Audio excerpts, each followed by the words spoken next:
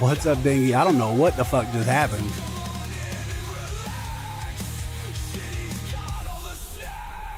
I was just like moving things around, and all of a sudden OBS crashed.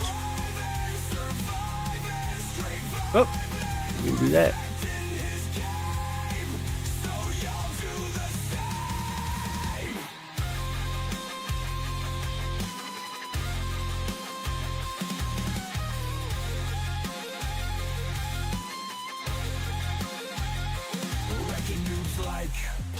Straight to the dome, ducking shots like straight to the floor like a roach motel.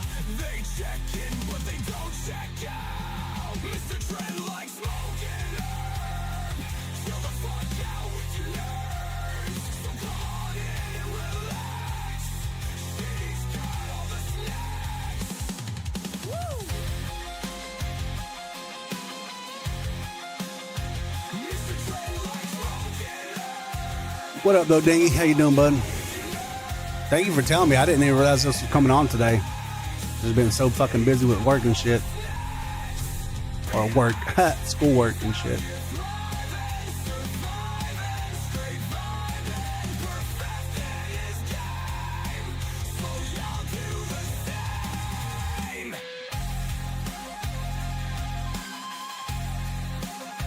Oh wait, I gotta go back and turn this music off.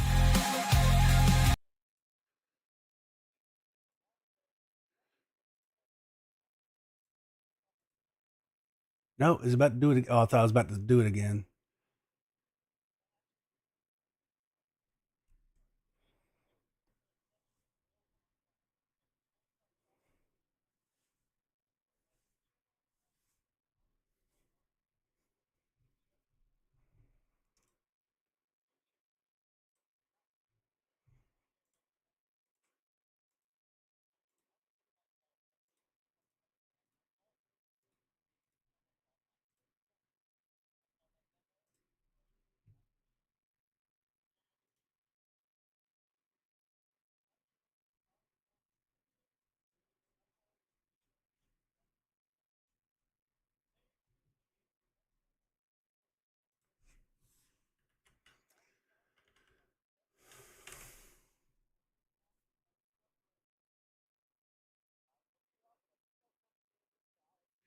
Doing good. I was doing a lot of schoolwork yesterday myself, trying to finish before Doom comes out. I would do theater mode in the browser. We hear no sound from the screen you're watching. You don't hear sound from it? What?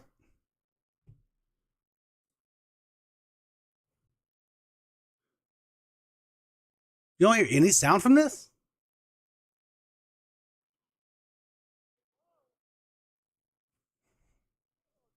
Really? Oh, there we go. It's because I had it muted. Sorry. Anyway, I was about to munch on this before the keynote. What's up? What's up? There you go. Is that this is the keynote. We're live streaming to Unreal Fest right now. Dude, you're live. Oh yeah, look at that. You people in your time zones.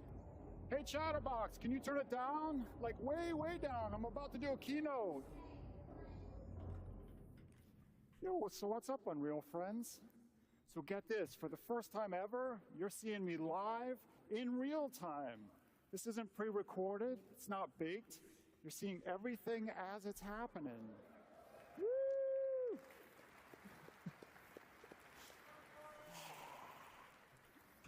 And it's all thanks to MetaHuman Animator. Just check out my alter ego, Corey. He's down there on stage with you guys, and as you can see, our movements are mirrored within milliseconds. Even the smallest expressions are beautifully articulated. Yeah. And look, he's not even wearing a helmet or a suit. I'm telling you, the possibilities are getting crazy. Now I can live chat with fans, take my stand-up act on the road, perform Macbeth. Okay, maybe not Macbeth. But the real truth is, the power of live performance is in all the happy accidents. Honestly, most of my stuff happens when things go... Well, I usually always turn off fucking chat. Theater mode's what shows chat, though. So I don't know what you're talking about. Theater mat full screen hides chat. Hey, Corey, come on out here.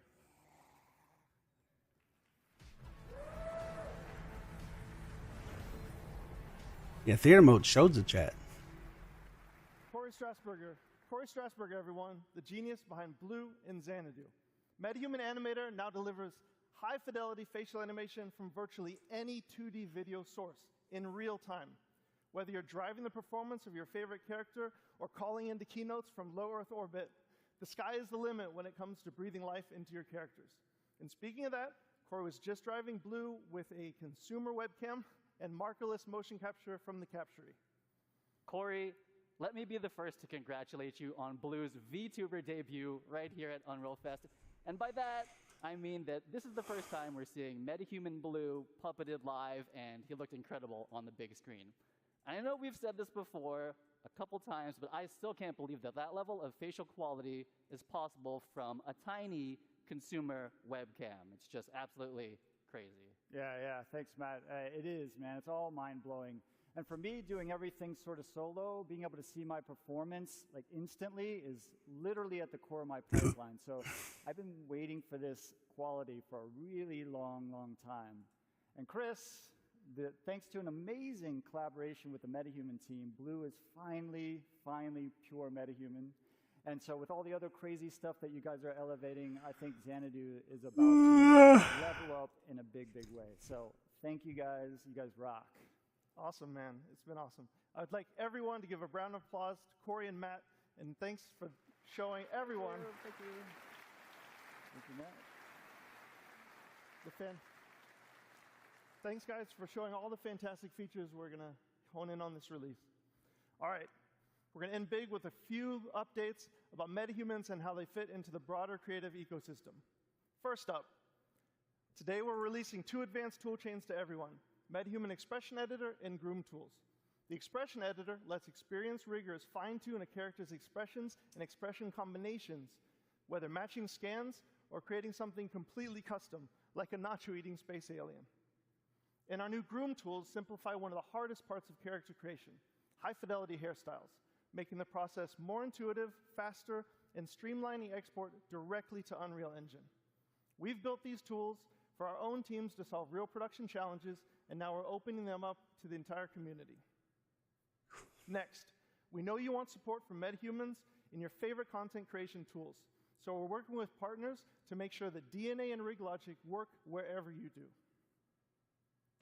And we have saved the biggest announcement for last. We have updated the Unreal Engine license to include MetaHumans. Thinking YouTube? Oh yeah, I don't watch shit on YouTube like that. In any creative software. Plus, you sent me the fucking Twitch link, Go bro. make amazing characters and help define the future of digital humans.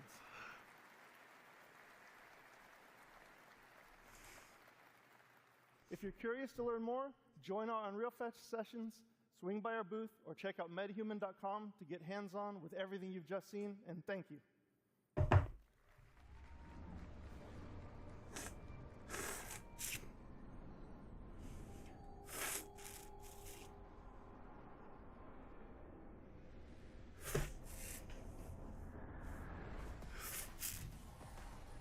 What day do we get Dune on Thursday?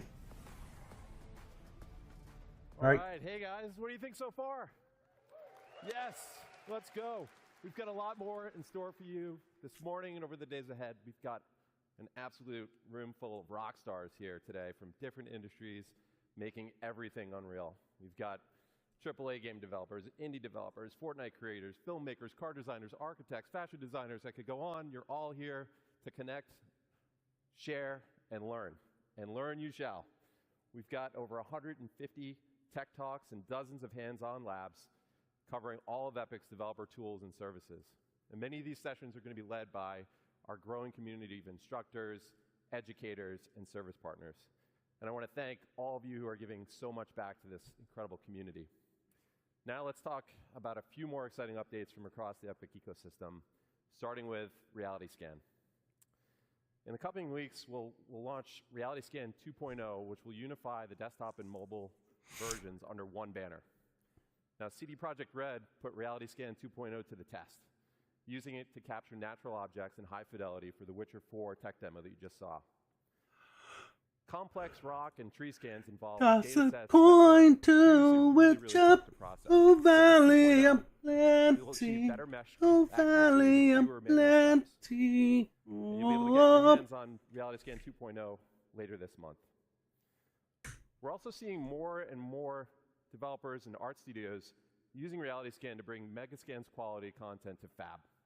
Just take a look at this absolutely incredible Paris environment from Scans Factory, which launches today on Fab, featuring over 1,000 assets that are available for use in UE5, UEFN, and even Unity. The Quixel team has also been cooking up an amazing lineup of thousands of new Megascan assets that will start releasing on Fab later this month. And this summer, we'll be launching Fab natively in the Epic Games launcher. Our goal with this is to bring you Quixel Bridge functionality that makes it easier for you to access your content and integrate it into your workflows.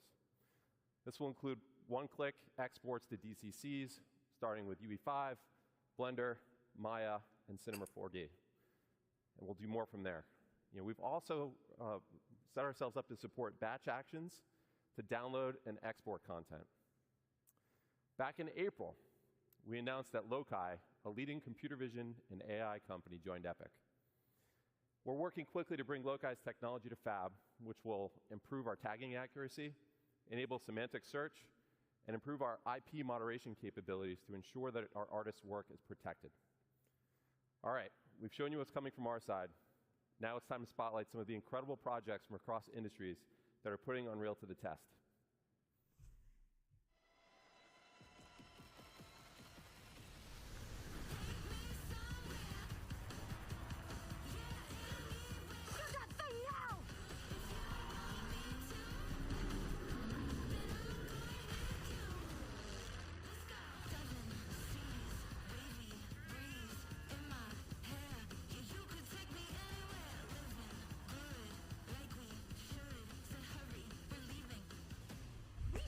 A lot of explosion.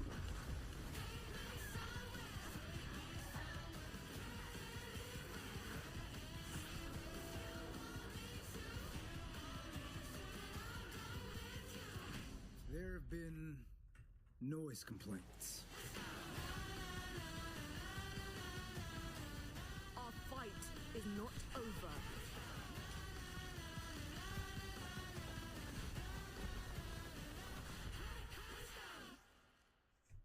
Awesome. You guys just raised the bar year over year. This year, one of our major goals is to make animating linear content in Engine awesome. We've got a lot of work to do still, but the 5.6 release is packed with new features that have been influenced and battle-tested by some of the world's best studios. One of them is here with us today. The Third Floor has an impressive track record of using Unreal to make movies like Guardians of the Galaxy and shows like House of the Dragon. Here to tell you about their next incredible production is co-director of the new Predator movie, Josh Wasson.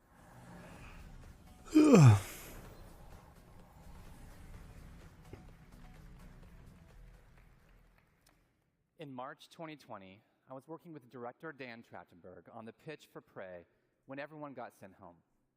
We had been dreaming of pushing previs into animation for years and had just finished our UE pipeline for The Mandalorian. Uncertain what would happen to movies in a post-COVID era, now is the time for Third Floor to get serious about finals. So while we're having a blast crafting scenes in UE for Prey, I got to show Dan the cool things we had brewing. And that led to an idea. What if Predator was an animated movie? Fast forward to the industry contraction of 2023, and projects started dropping like flies.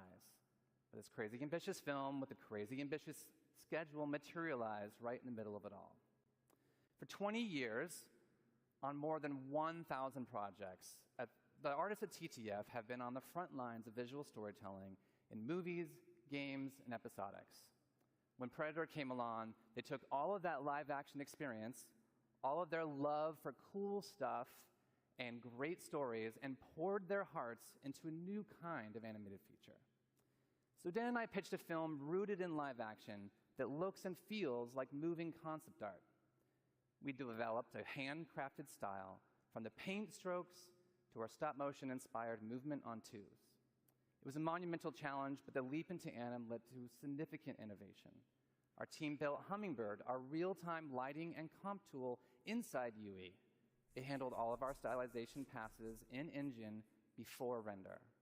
We saved countless render hours and reduced our hard drive usage to 1/50th the space traditionally required. Now, let me tell you about my favorite character in the movie. Ursa has this deep-rooted thirst for revenge. She learns that the man responsible is in this throne room in this huge fortress. So Dan had this idea, what if we did an entire battle in one shot? What if we kept the camera focused on her goal? And what if Ursa fought them all by herself? The best way to speed up any production is to speed up decision-making.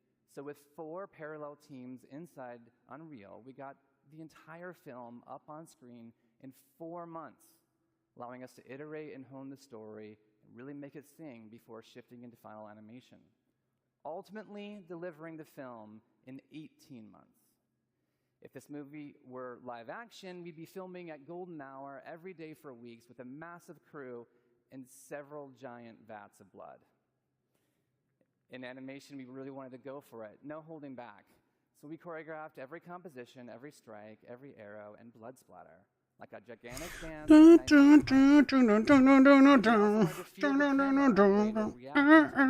kills as they happen, put you inside this quest for revenge. On behalf of 20th Century Studios, Dan Trachtenberg, and all of us at Third Floor, we hope you enjoy this exclusive clip from Predator, Killer of Killers.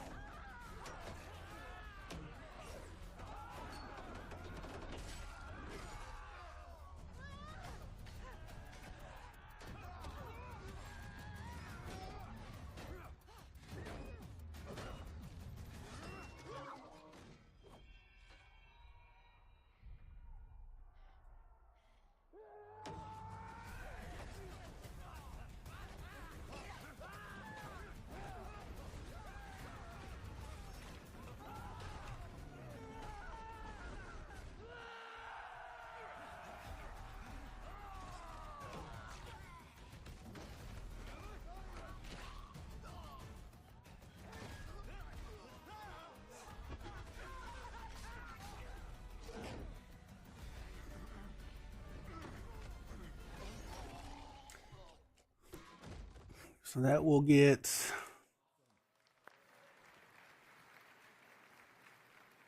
It's the Predator movie we've always wanted, and it's pre-vised, assembled, lit.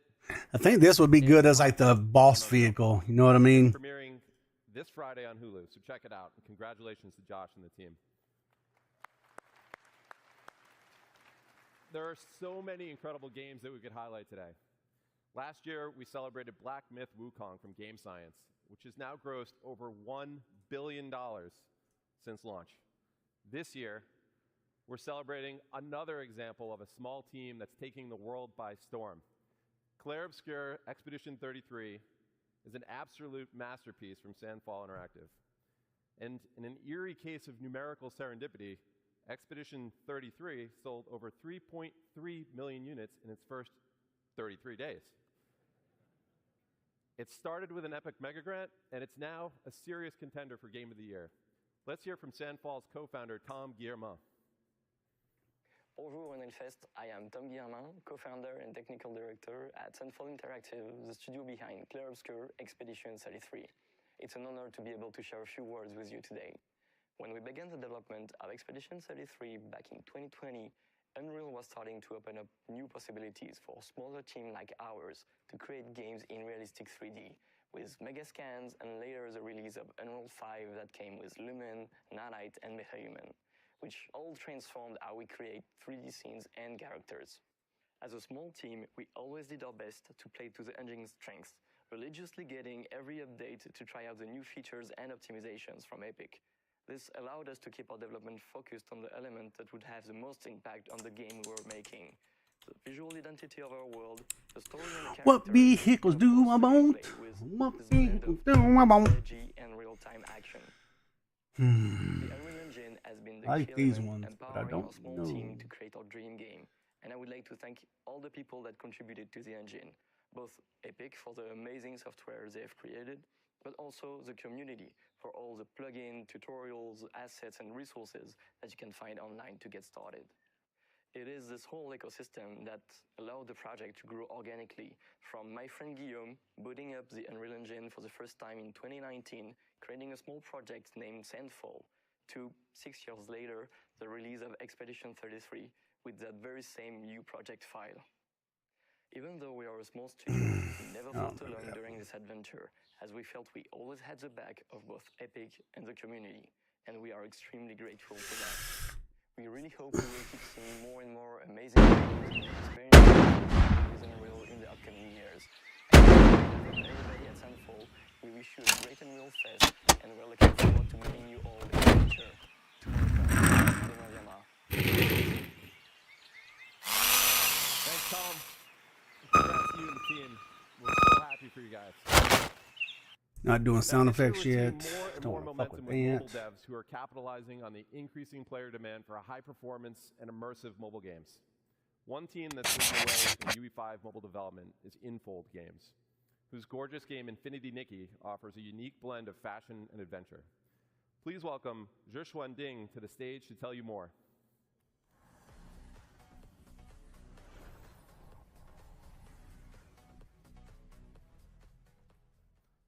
Hi, everyone. First, I want to thank our friend at Epic for inviting me here today. As you can probably tell, I'm a little nervous being on stage in English. But I was even more nervous when I first joined Enfold Games to create Infinity Nikki, our most ambitious project yet. Let me share our story with you. Our journey began in 2012 with just 4 people. Here are the games released before starting Infinity Nikki in 2021. And we still update all of them today. These were mobile-only games focused on dress-up and interactive story gameplay. We could have stayed comfortably inside a space, but we didn't want to. We want to create a life beyond amazing. That means crafting new experience no one has ever imagined. That means pushing far beyond current generation technology to deliver a game that not only looks stunning, but stay emotionally touching. Oh, here's my weapons. That means Infinity Nikki, our first Unreal Engine 5 cross-platform game with over 20 million downloads at launch, largely driven by mobile. We began ideating during the pandemic. Infinity Nikki is about finding a peace in a cozy open world, bringing happiness to everyone. Dress Up is not just for style, it's a way to interact with the lively world, alone or with friends. From a technology view, our pillars should manage impossible things at once. High-fidelity graphics, touch position, even in corporate mode, with over 1,000 outfit parts and more than 100 colors per character. A huge map full of fine details for deep beauty, perfect for close-up camera shots. And it must run smoothly on our platform. For all players, big goals. We had never launched a cross-platform game before. But we promised our community, our partner, and Nikki that we will give it our all. Yes, it was crazy. Unreal Engine 5 is about making crazy idea real. We had debates, even I hesitated. What up, Assassin? Infinity Nikki's vision come to life. Lumen gave us movie quality lighting in real time. Open world tools like Word Partition help our team of over 1,000 people stay creative and work well together. Unreal Engine 5's new rendering help our team bring amazing visuals to mobile devices. Thanks to Epic support, we made it happen. Now let's take a look at the open world. We want to make a detailed, exciting world for players to explore. Our first map covers 400 square kilometers with dense vegetation and a dynamic ecosystem. We had to make sure memory and performance were never compromised, especially on mobile.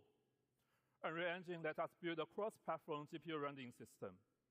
With smart GPU culling and a level of detail control, draw core and triangle stay in budget on all devices. You may wonder why we put so much care into this detail. Shit. I want to share a fan story. It's so difficult trying to figure out what assets to use. Feats and open world. This is a true story from our fan, Xinshi Qiao. My mom and I play Infinity Nikki differently. She reads every item description, smiles when Nikki jumps, and changes into a pretty blue outfit. It does not matter if she finishes the platforming. When I was finally able to take her on a long-distance trip, she spent hours picking dresses and took many photos, even of a small flower by the road. Now I understand. My mom loves every small moment. We play Infinity Nikki in different ways, but we love each other the same. We hope you'll enjoy this story. We hope you'll find the omen of the world's beauty in Infinity Nikki, the coziest open world game for OV1. Thank you for your time, and have an amazing and real fest. Thanks, Joshua. Wow, what a beautiful world they've created. All right, there's one more amazing UE5 game that you've got to check out, and it's coming to the Epic Games Store. Please welcome Ken Kim, CEO of Netmarble Monster, to the stage.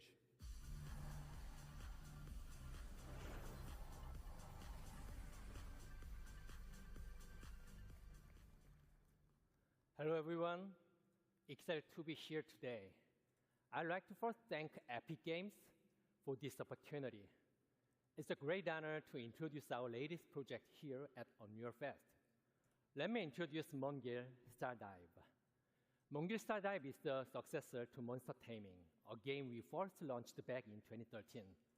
Known as Mongil in Korea, the game was a huge success, surpassing 10 million downloads just in Korea. With this new title, we aim to expand the world of Mongil by creating a vibrant living world filled with countless characters and monsters. To achieve this, we chose Unreal Engine 5, which allowed us to capture even the most subtle emotional expressions of the characters, making the world of Stardive truly come alive. This was the best choice for delivering a seamless cross-platform experience across PC, console, and mobile. One of our key goals is to provide players a whole new gameplay experience by giving each and every character deep narrative and its own unique control system. What you got going on, man? How's your weekends been? How's your week doing? Like, I mean, how's everything? And this transforms Stardive from a simple action game into a truly immersive adventure. Moreover, the monsters in Stardive are not just enemies. They can be tamed, nurtured, and become your companions along the journey. Depending on their traits, they can also be used to craft weapons or used as ingredients to cook, adding a deeper layer of strategy and connection to the game. Each monster is a living, growing creature, transforming the conventional concept of monster collecting into a meaningful, dynamic relationship. The Epic Games Store, with its global reach and strong community, is the ideal platform to connect with players around the world. We are happy to announce that Mongil Stardive will be exclusively on the Epic Games Store for PC. Now, I'm excited to show you a brand new trailer from the game.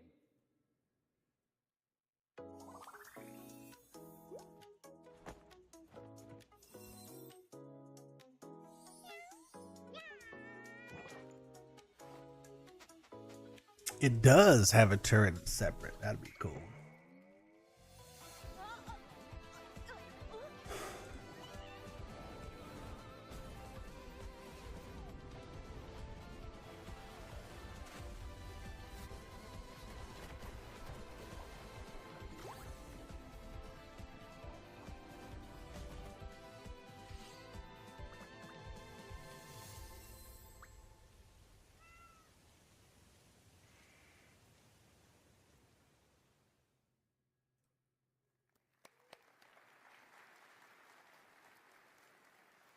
Thank you. 감사합니다.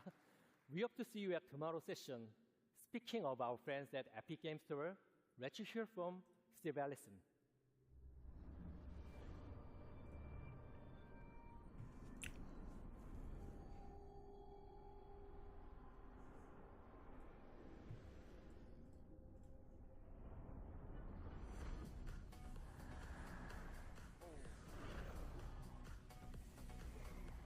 Hey, what's up, everybody? Thanks, Ken. It's exciting to see Netmarble Monster bringing Mongill Stardive to the Epic Game Store exclusively at launch on PC and taking advantage of our Epic First Run program to keep 100% of the first 6 months of net revenue. As you know, our industry is living through significant headwinds right now, and the Epic Game Store offers all developers a toolkit for maximum financial success that starts with our 8812 rev share and just gets better from there. Now on Epic, our back catalog program, like Epic First Run, allows you to keep 100% of net revenue for the first 6 months on back catalog titles that you bring to the Epic Game Store. And for Unreal developers, Launch Everywhere with Epic reduces your engine royalty rate from 5% to 3.5% on all platforms and stores when you ship your UE-based games day and date on the Epic Game Store. And remember, does this have a separate turret on its mesh? On all Epic Game Store sales where we process payment. No. Additionally, you also have the option to use any in-app purchase payment solution you want, and when you do, you keep 100% of that Just IAP a single vehicle, so we don't want that. We want to do everything we can to help during this critical time to maximize your success, so we've added another tool to the Epic Game Store toolkit. So now it's just a choice of, do I want to have, you guys can't really see what I'm doing, finishing these courses? Oh, what courses are you doing, Assassin? To Epic after so now it's a choice. Do I either want to use this low poly set that already comes with weapons and stuff like that, attachments that I can use on it, or do I want to use these other tune-looking vehicles that I would then have to buy, or actually it's free, additional assets to go with it? And their titles on both PC and mobile benefit from this change immediately. And so life to date, we've paid our developer and publishing partners over $2.1 billion, and we're just getting started. So let's talk a little bit about what's next. So even after years of building the store on PC, we know there's still a ton of work to be done to deliver a world-class experience for our over 70 million monthly active users. And in the coming months, we'll be rolling out long overdue features on PC that will move us closer to that vision. Download Manager 2.0 was released just a few weeks ago, and preloading is coming finally in September. Gifting is targeting a release in time for the holidays so that you can gift games to your friends.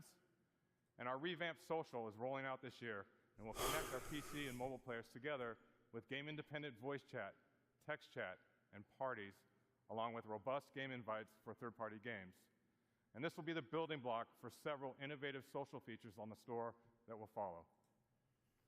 We're also putting great focus on ongoing launcher improvements that will make the store feel great to use. Okay. The old check the block training. Got it. Meeting players wherever they are. I remember those. Mobile remains a key focus for us. We've already seen strong momentum on mobile with over 40 million installs to date, and we're pushing hard to hit 70 million by the end of the year. I remember them trainings. Available globally on Android, and we are continuing to expand our global footprint on iOS. Today it's available on iOS in the European Union, with upcoming launches in Brazil, the UK, and Japan, as new laws in those countries come into effect. In Q1, we launched with a curated selection of third-party titles, and as of today, there are over 70 games live on the Epic Game Store mobile, with more being added regularly. This deliberate, phased approach ensures a high-quality experience as we gear up to open the store to self-publishing in the near future. In March, to accelerate installs and to keep players coming back week after week, we brought our weekly free games program to mobile. So each week, as we do on PC, we are partnering with developers to give players at least one new free game directly through the app on both Android and iOS, celebrating the best of premium mobile and partnering with developers on content packs for free-to-play games. Our focus is getting the Epic Game Store mobile to 1.0. This is defined by two major new additions to the store, and the first of which is rolling out very soon. We're launching Epic Web Shops in July. Developers will be able to come into our tools and easily set up a shop for in-app purchases for mobile and PC games. Going here real quick so I can purchase this, and y'all don't gotta see my card info and shit. And as an extra benefit, all players spending on Epic Web Shops also accrues Epic rewards on all purchases. These shops will live on the web so that you can steer your players to them. And we're democratizing web shops by making them super easy to set up and available to all developers. And second, we'll be launching mobile self-publishing tools in Q4 and opening up the store to all mobile developers to set up and distribute your games. Well, that's it for me today. If you want to learn more about our plans for the Epic Game Store, join us today at 3:45. And now, Hannah Lowry will join us to share what's new in the Fortnite ecosystem. Thank you.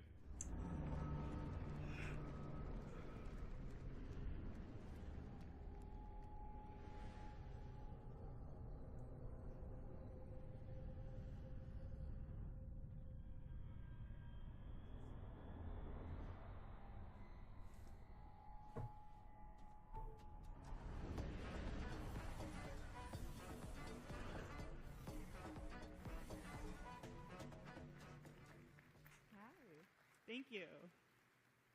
We launched Unreal Editor for Fortnite just over 2 years ago with a simple goal: give developers everything they need to build, launch, and grow their own games in Fortnite.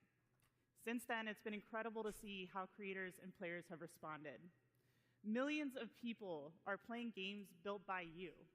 And since the launch of UEFN, players have spent over 11.2 billion hours across more than 260,000 live creator-made games. These experiences are a foundational part of Fortnite. I did not. Creators are leading the way by reimagining live Did you events post it somewhere? in Fortnite and driving players to the ecosystem.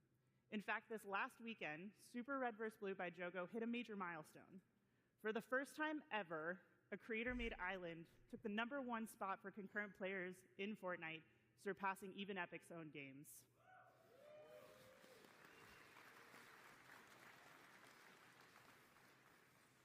This is a proof point for us that the ecosystem is heading in the right direction. Watching developers experiment, build, and push UEFN to its limits has been inspiring. But it goes beyond just making games. Creators are launching studios and building passionate communities around their work in Fortnite.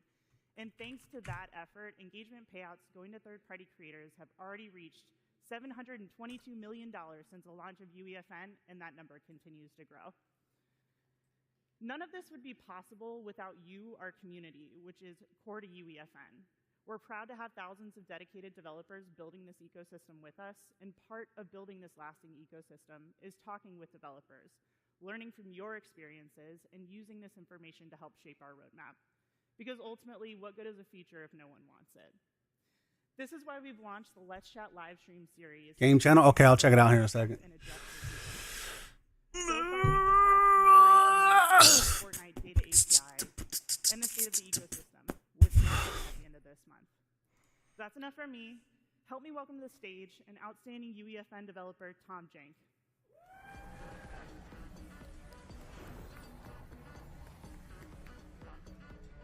Good job.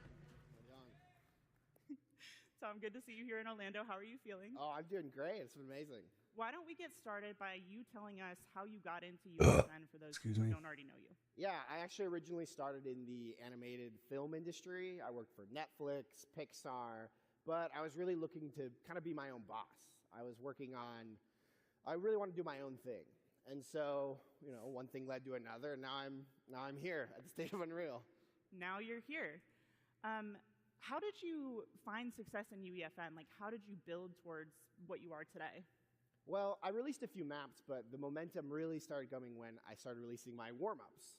I posted daily on Twitter, just these janky experiments that are kind of weird and wacky, and people thought, how is he doing this in UEFN? And so that built to commissions and work and me doing this full time. I know a lot of people are probably familiar with your warm-ups. Did you ever make any of those into maps? Actually, that's where Fortnite football came from. I would pick up these little dinos and move them around, and I coded it wrong once and just punted them across the field. And I was like, well, this could be a game. This is kind of fun. And so Fortnite football was born. But no dinos. No, I got to keep within the age rating. It seems like Jank has been sort of core to your experience on the platform, or core to what it was like for you to learn. Can you tell us a little bit about how you landed on that brand? Yeah, is it good now, or is it me? I'm not formally trained in game design or programming, so I really started to kind of lean into that. This is a little janky. I'm using this new software. I'm building this fun stuff. And that just became part of my brand. If I messed up, well, it's just jank. That's how it is. And so you can hear more about it in my session upcoming later this week, Tom Jank's UEFN Survival Guide. I love the name. It's a great name. Thank you so much for joining us up here. I mean, for us, it's really good to hear that regardless of the experience you had coming to this ecosystem, you were still able to sort of build and make a name for yourself here. That's really what we're looking for. We have a couple things on the roadmap to hopefully make your experience in the ecosystem a little bit smoother. So here to tell us more about what's coming next in UEFN is Sax Pearson.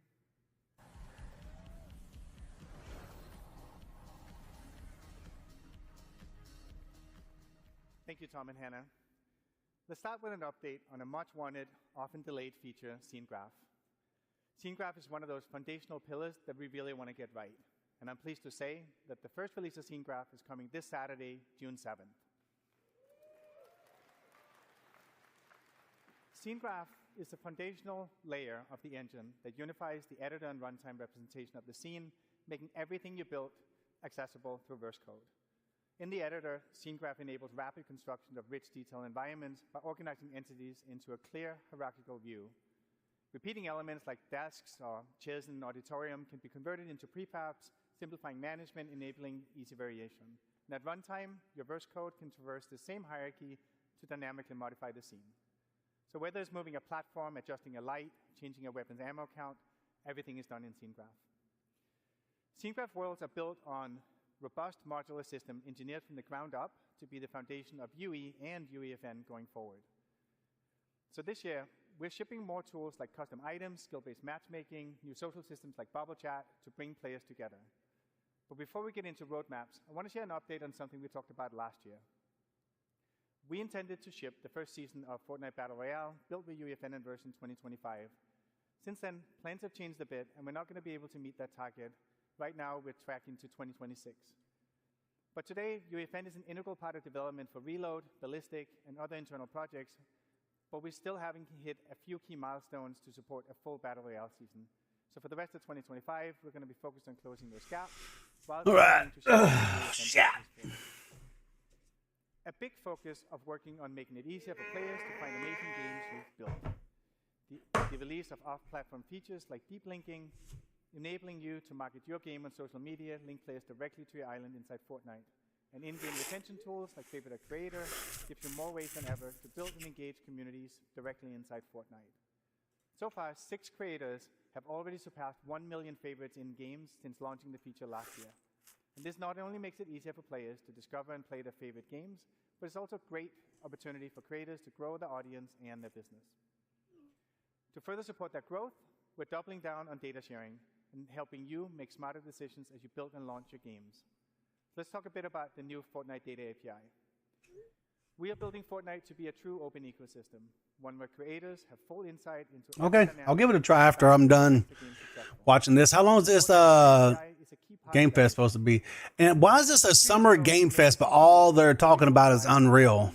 I don't give a fuck about Unreal. This doesn't seem like the Game Awards. I'm about to stop watching it. And community-based tools like Fortnite GG and FCHQ have shown the value of transparent Fortnite data. Now we're expanding that visibility. We released the first version of Fortnite Data API 1 week ago, giving creators access to essential metrics like acquisition, engagement, and retention for all Epic-made islands. And starting on June 9th, that same level of insight will extend to all islands in Fortnite. You can use the API to build your own dashboard or reference existing tools and websites to better understand performance, giving you the opportunity to find the right genre, the right audience, and the right moment to launch your game driven by insights, not guesswork. You can learn more about the Data API in our Creator Portal talk tomorrow.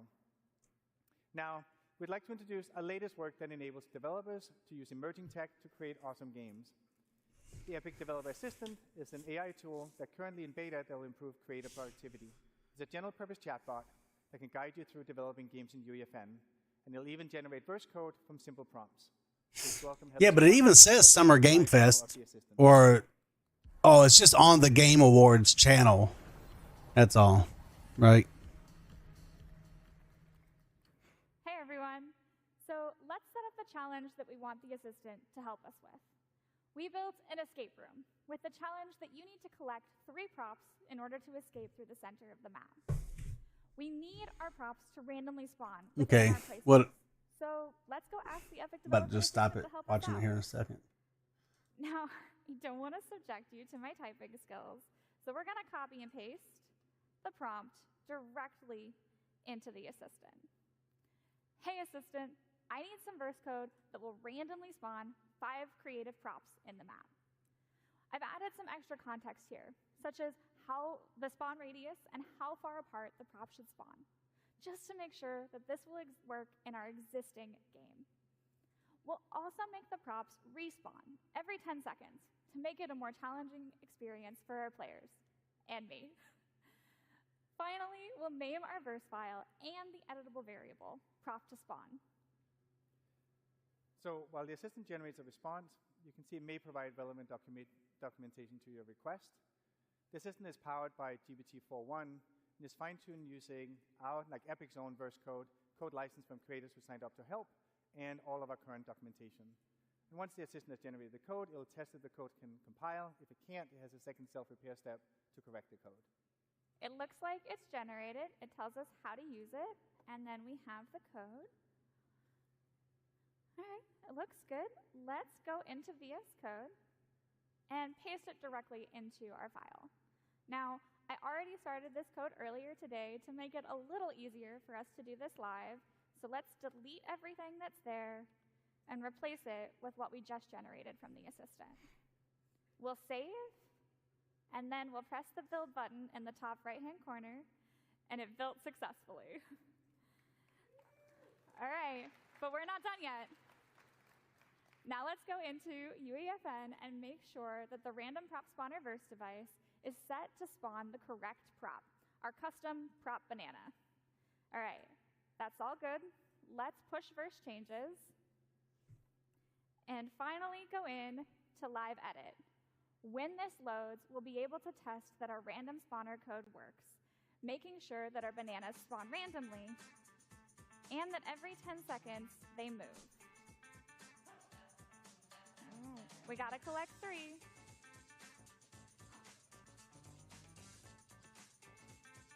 And now we can escape. And that's it. Now our team can continue to iterate and refine our game.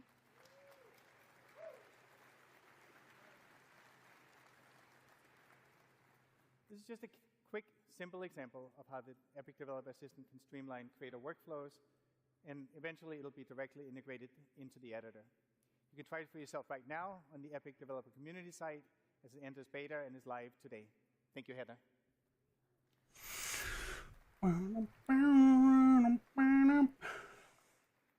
All this is all part of a bigger mission, to give creators more power and flexibility to bring your creative vision to life. Another example of this is how we've redefined what's possible through deep IP integration. We've been collaborating with the leaders in film, television, music, and sports since Fortnite's earliest days. It started with a few iconic outfits in Battle Royale, and has evolved into entire seasons shaped around cultural experiences that players love. We wanted every creator to be a part of that adventure, so last year we kicked off a movement that started just that. We worked with brands so creators can build with world-class IP. A simple one-click agreement, pre-negotiated share of the engagement payout, and all the brand safeguards that we've developed that allow every IP to integrate into Fortnite seamlessly. As a first partner announced at GDC last year, the LEGO Group has been leading the charge, enabling creators to expand the LEGO Fortnite universe with original games and stories.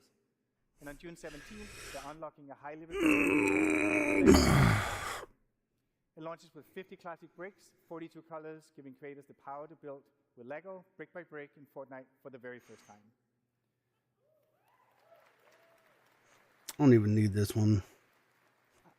Our second partner to join the movement was Paramount. We welcomed Teenage Mutant Ninja Turtles to UEFN last fall. And from Pizza Tycoon to the wildly popular RVB experiences to TMNT Dimensions, we've been amazed by your creativity. Teenage Mutant Ninja Turtles, Teenage Mutant Ninja Turtles. All right, we're done watching that, bro. If all they're going to do is be talking about technical stuff, then I'm all right. Just go here then. All right, what up? Just working on Unity stuff. Trying to get my game set up. Waiting on my fucking teammates to answer. But he doesn't seem to be.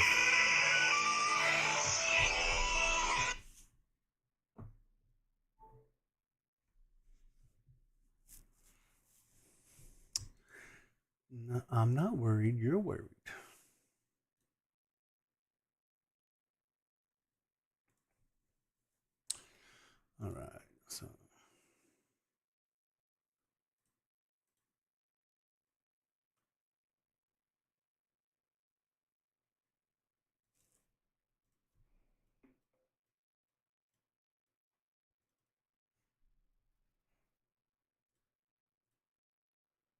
Whip, whip, whip, whip, whip, whip, whip, whip, whip.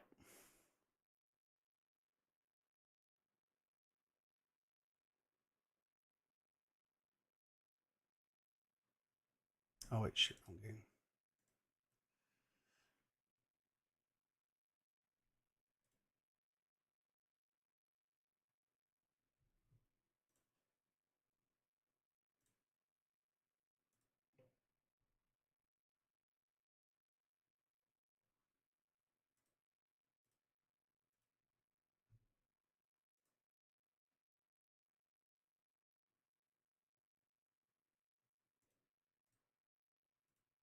Mm.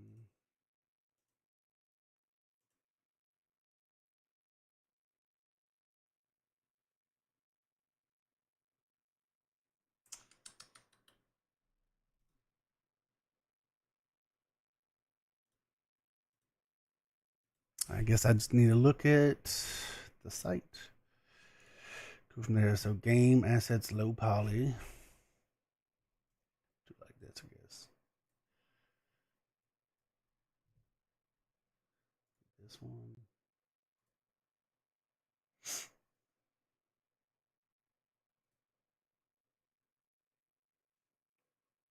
And we should probably just install all of these. Gotta make sure there's no code though.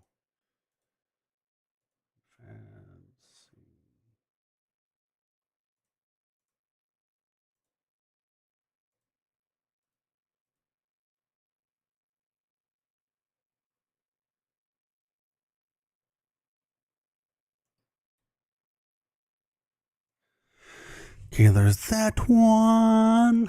There's that one.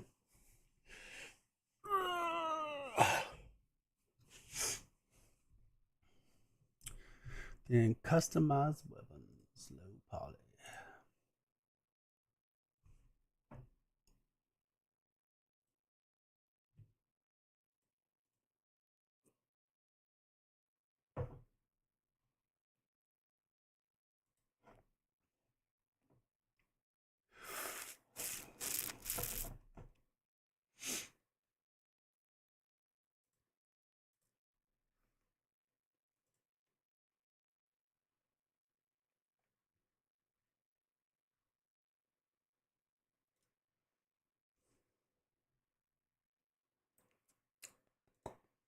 This is the big boy right here.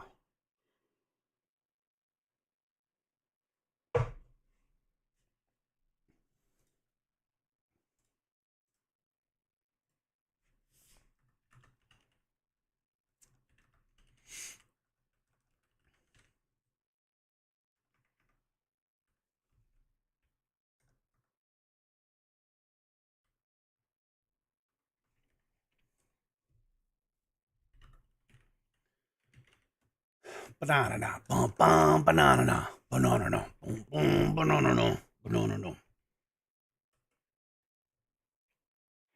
Obviously, I got to figure out a better way to do this, but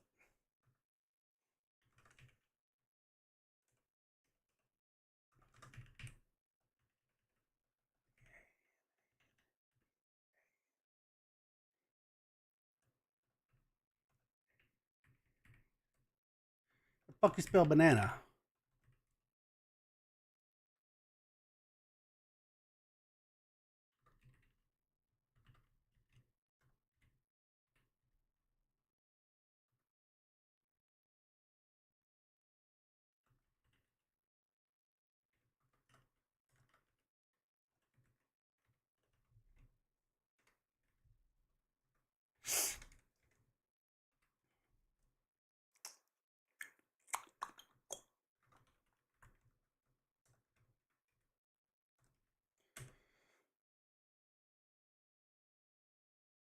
And that was it. So I don't forget.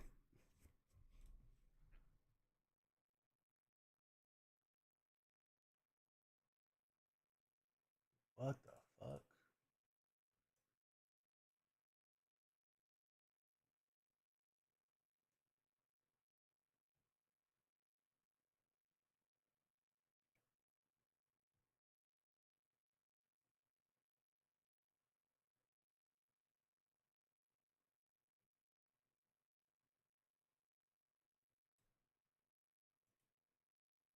It's probably gonna take a minute to import, or maybe not. What? How'd that import so fast?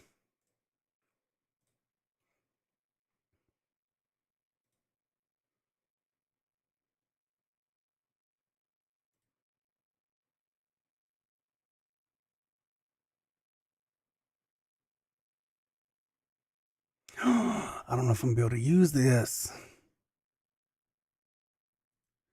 because it has code in it. Oh man. Damn it. I literally got this so I could use it. Fuck.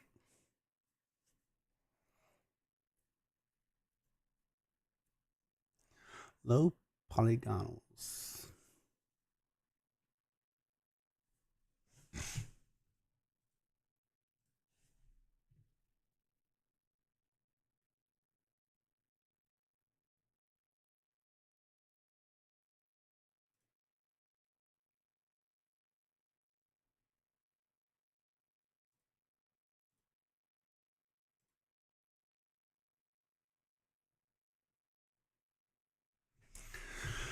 No code, no code. We don't want a fucking code.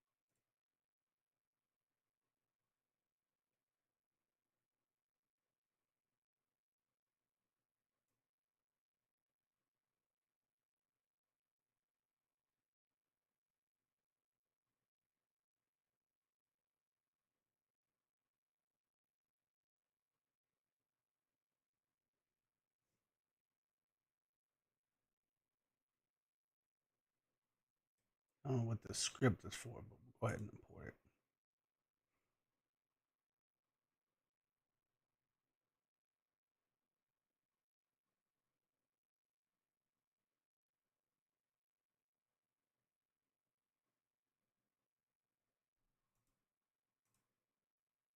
Low poly environment. Well, you know what? I should put on some fucking music, shouldn't I?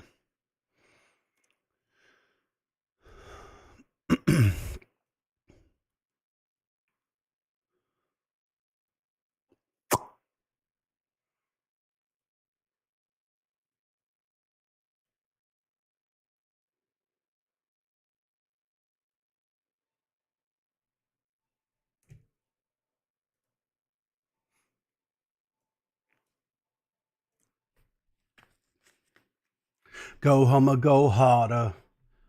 To get back to the start it. Chunk, broken back. They want to hold you back, but don't do that. Don't do that. Don't do that. Don't do that. Don't do that. Don't do that. I know something evil. Never been known as a man of the people. What's that? What's it down? About make rules. Make rules.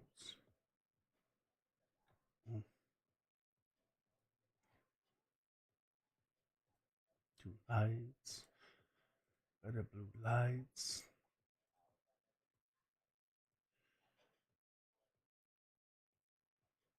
Right. Right.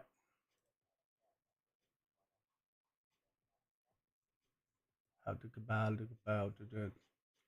Go hum, go harder. Go back to the way you started. Jump back, go hold you back. They wanna hold you back, but don't do that.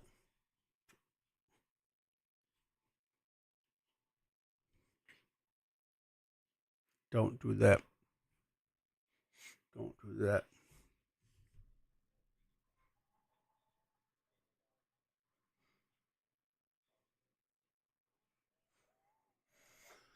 Believe that.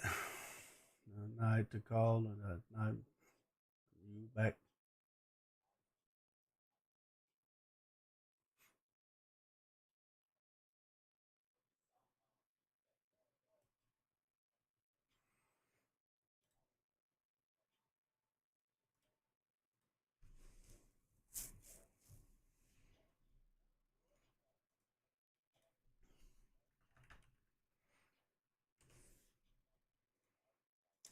Go home or go harder. And all that. Come back, they wanna hold you back, but don't do that.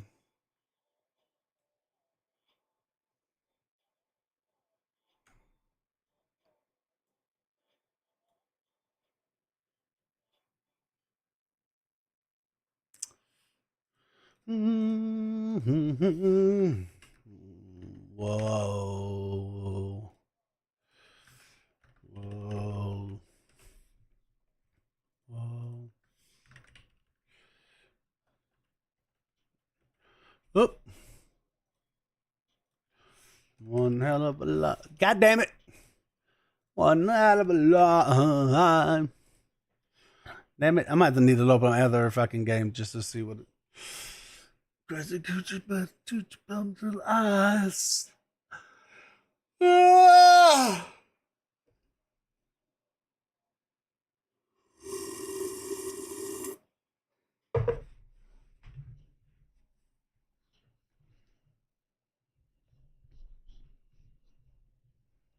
Woke up.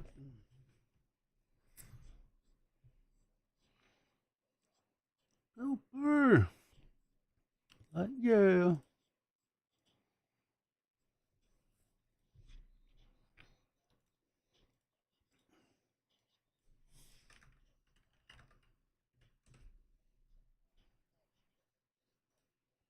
Skyscrapers. One hell of a life.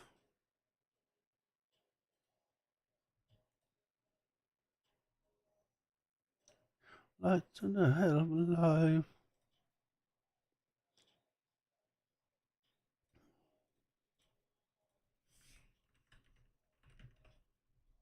God damn it.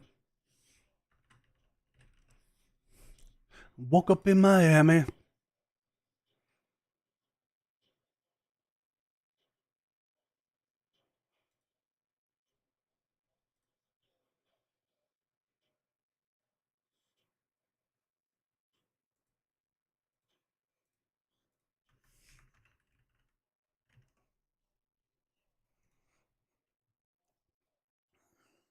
One hell of a life.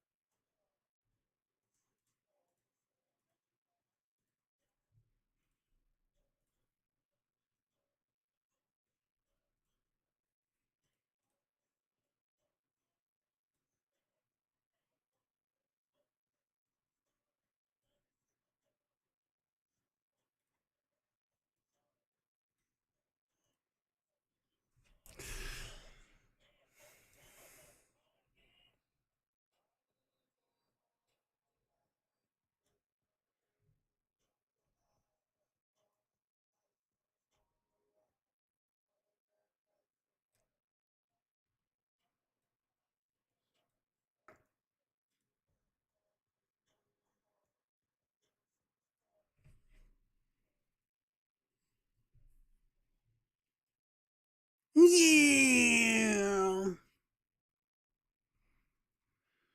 Boom, boom, boom, boom, boom, boom, boom, boom.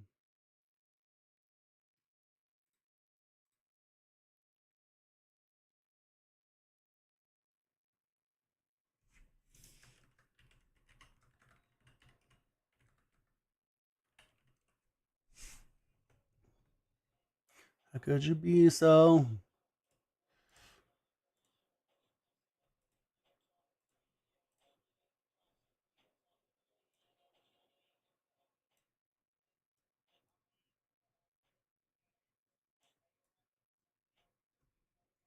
I know I did some things, but that's oh man.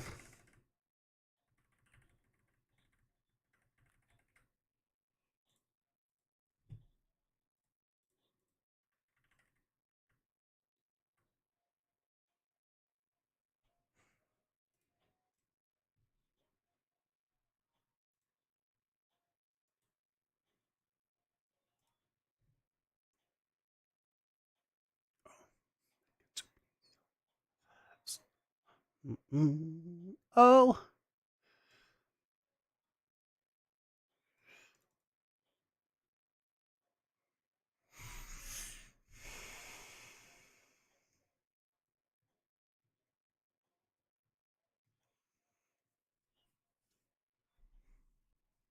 I forgot how to get this to. I already know how this thing go.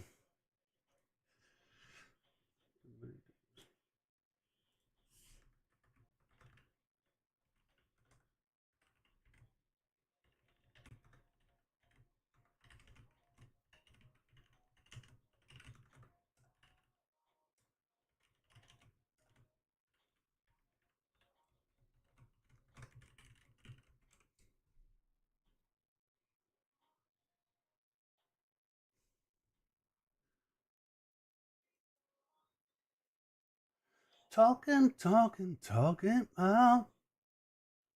Knock it off. They don't know but we and you.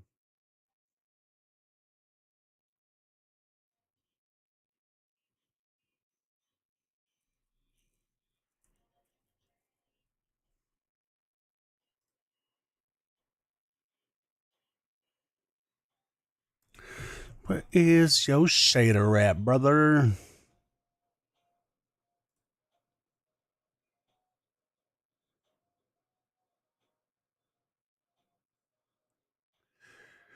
Why don't he have URP, bro?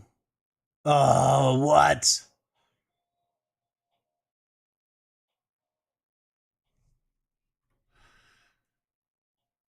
No. No.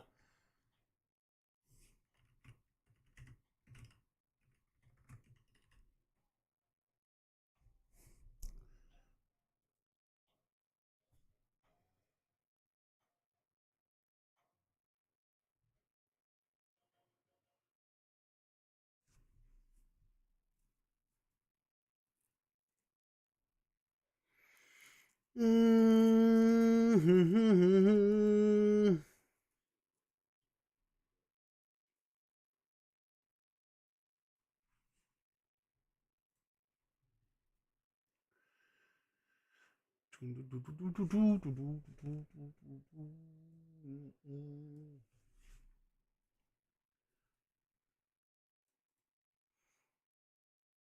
Oh, what the fuck?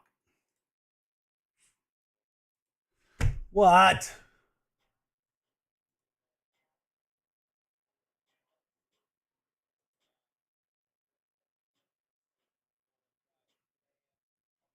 I might have to fucking do this all over again. God, what?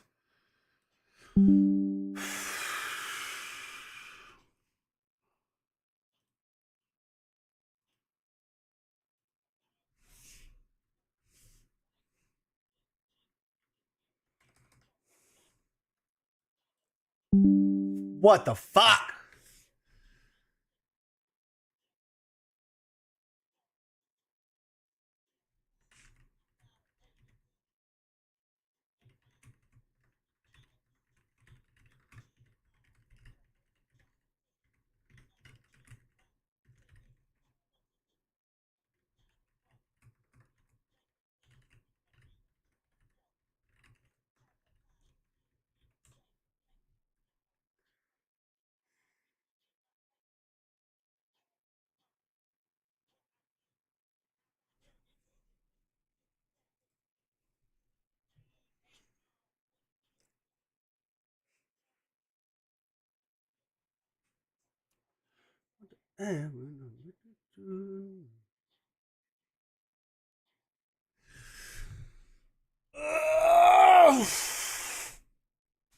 Diamond to the wood.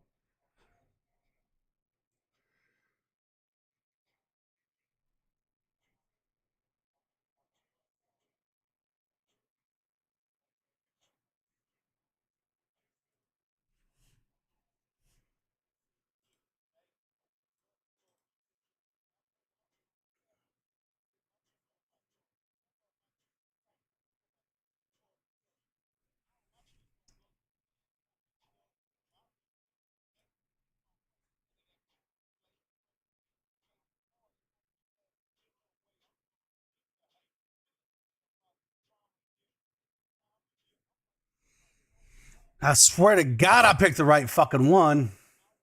But I guess I didn't.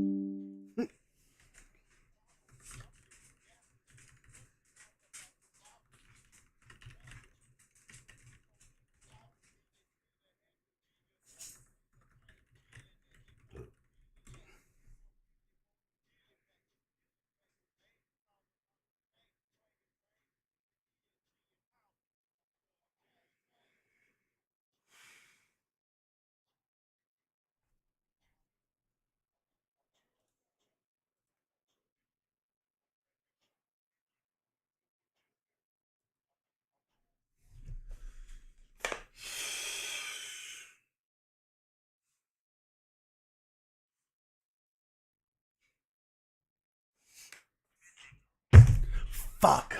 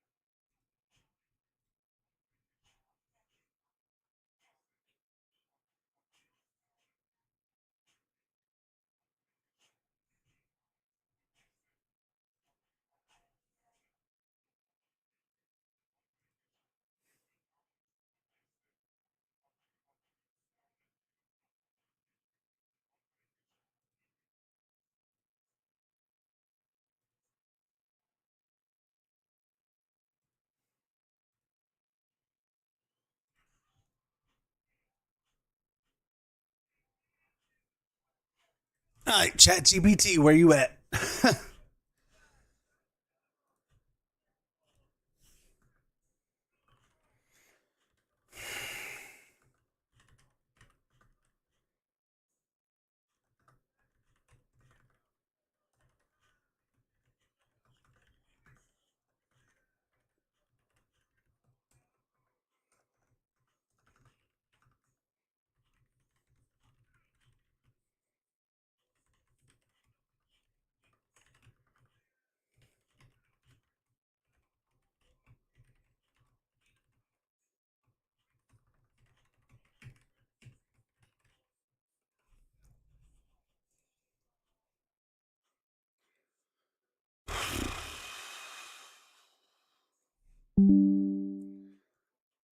Fuck, dude. I hope I don't got to start over.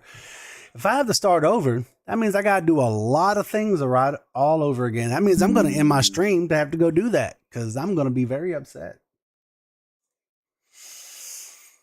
Not that it really matters, but you guys can go about your day.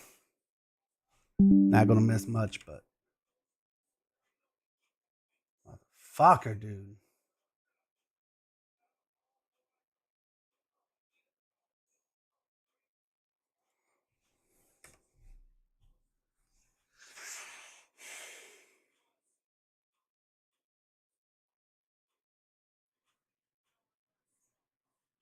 I don't see.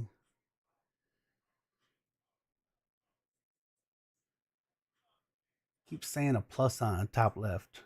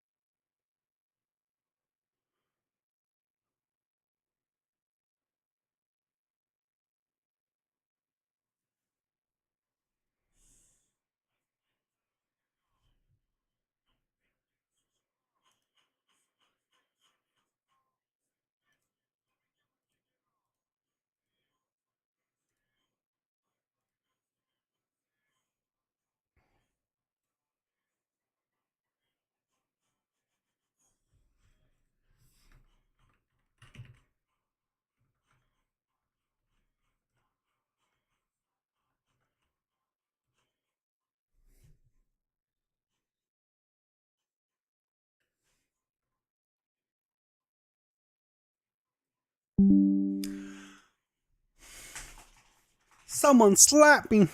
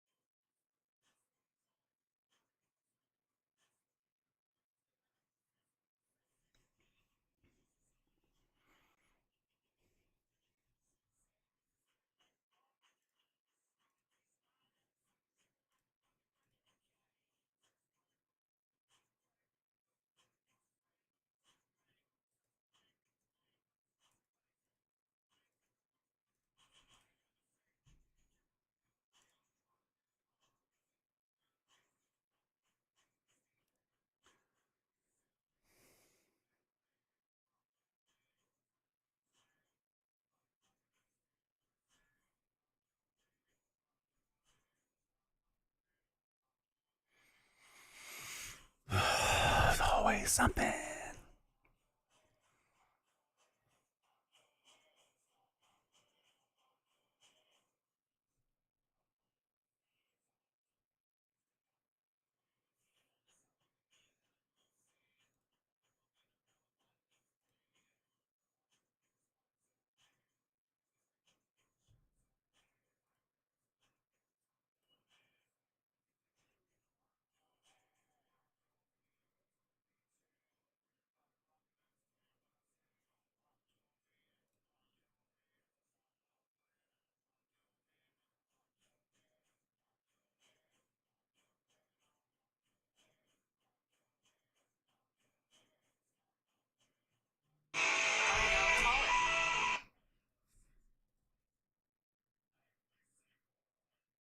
Oh, there we go. Oh, what? Thank fucking God. I thought I was about to have to start over.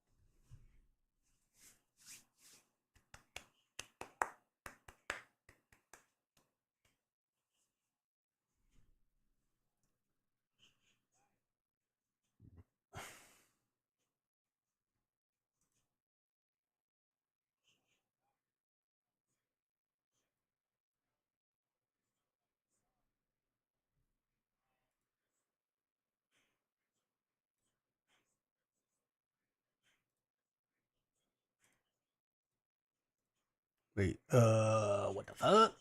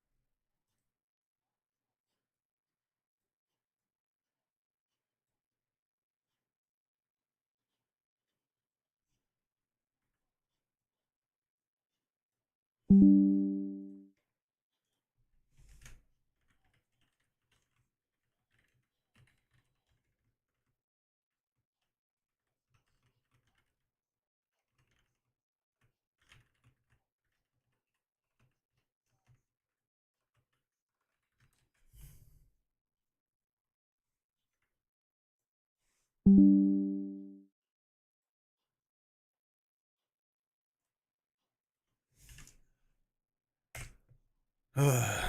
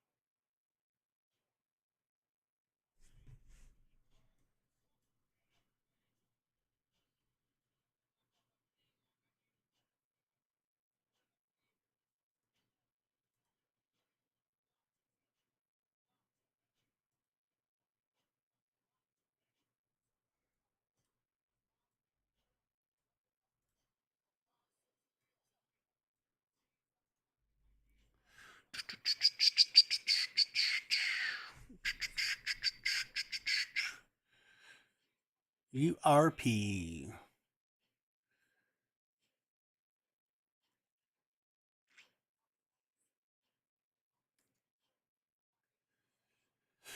Which one? Damn, bro.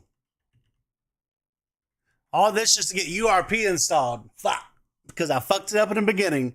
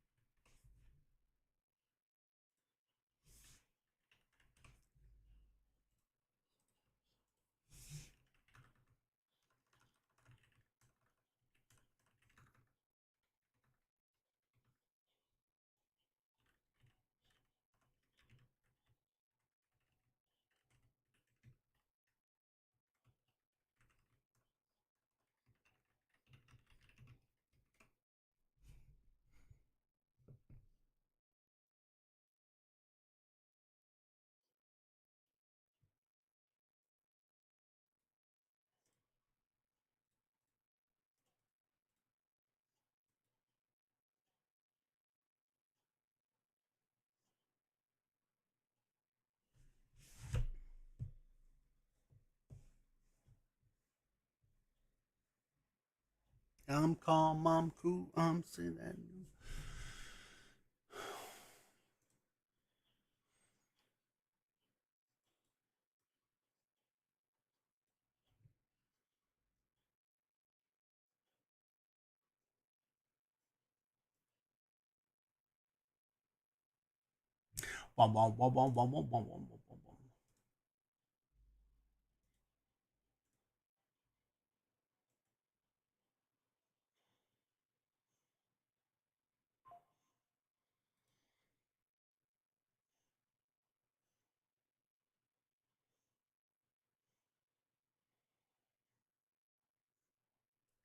They bore me.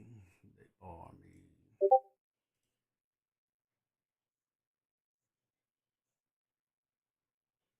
Everything's got skeletons in their closet. Don't ask me. Should have told the truth a long time ago. Liar, liar. Tell me enough of the corpses.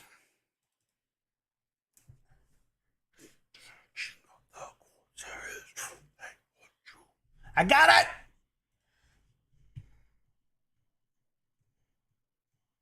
Yeah.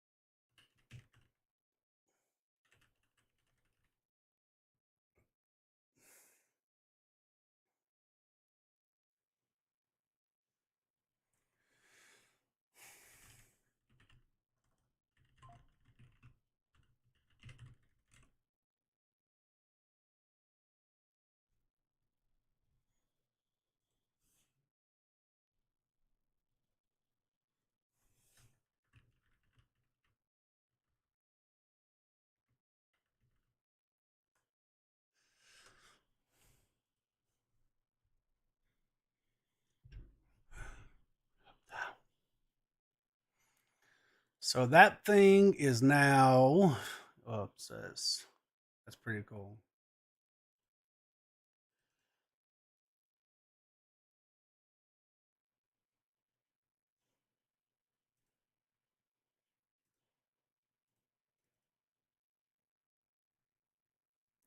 What? Why does this scene not have its aspect ratio? Why does it not have its aspect ratio? Why does it not have its aspect ratio?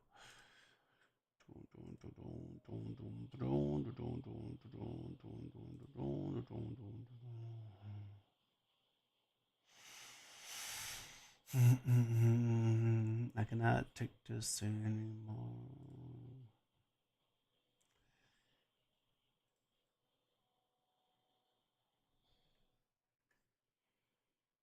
Oh wait, this one has textures on it.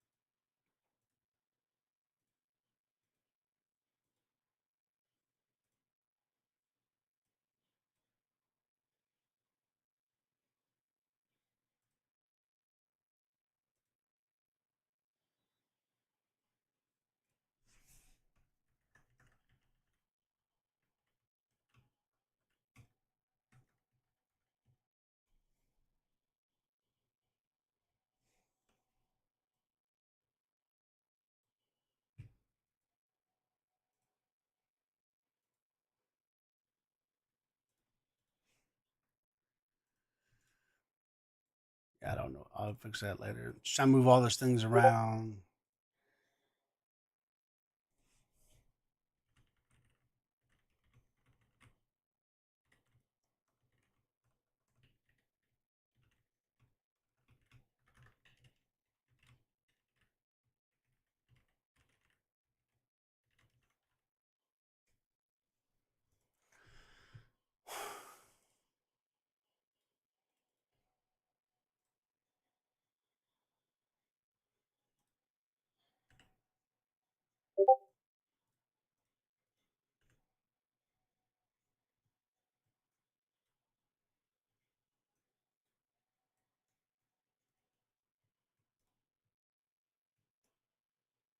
Okay, those work. That's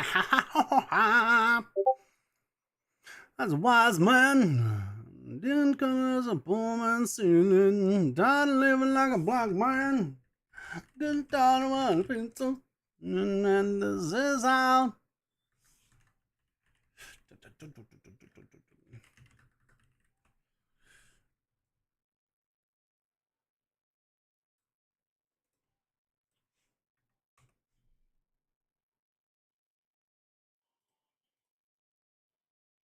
What's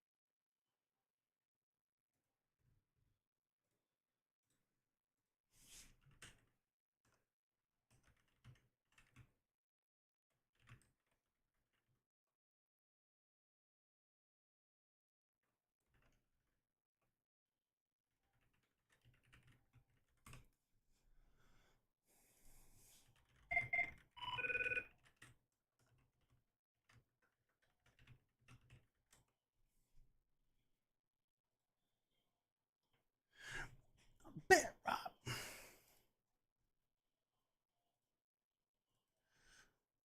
Oh no!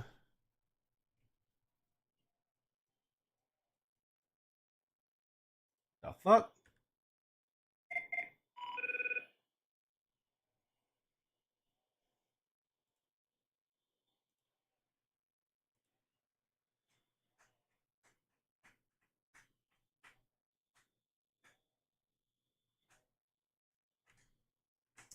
How do I just get all of this to fucking get rendered, bro? I don't want to select all of it one at a time. God damn it. None as a wise man. Couldn't come as a poor man stealing, and this is how.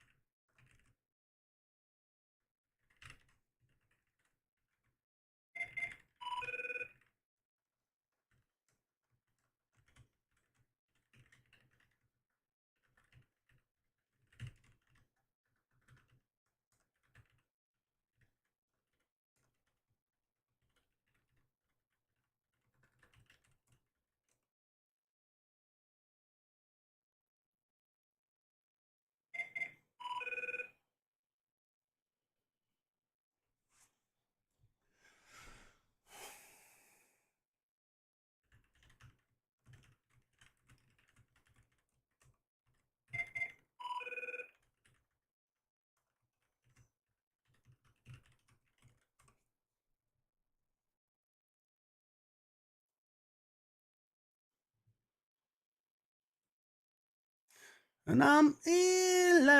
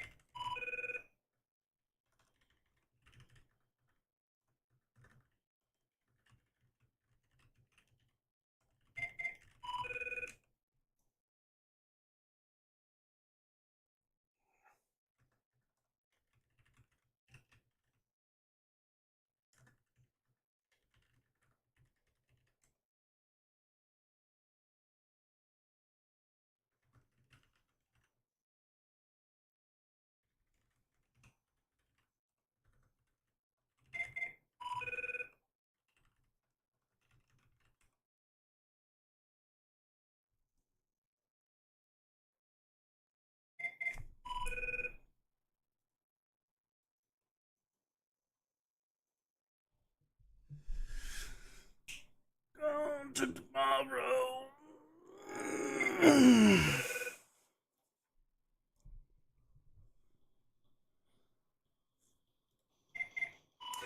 All right, guys, I'm just going to mute myself and stream and stuff real quick. I'll be right back.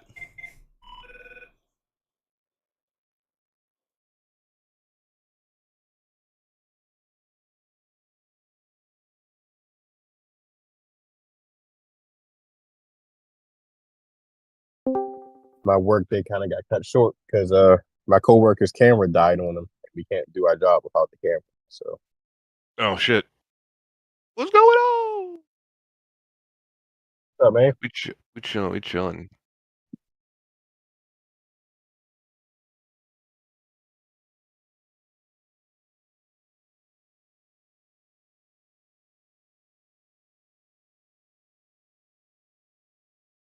Yeah, no, that thing is fucking cool, dude.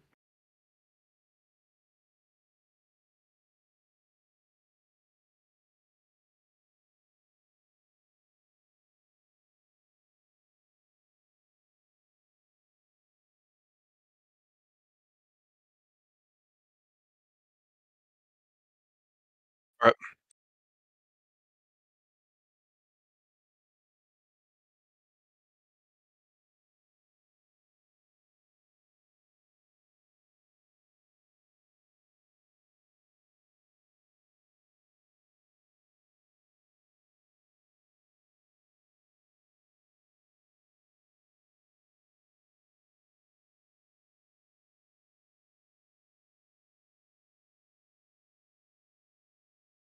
So if you look in the materials, there might be what we call it, like it's like an atlas image essentially.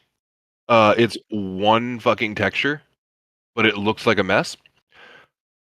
Try dragging.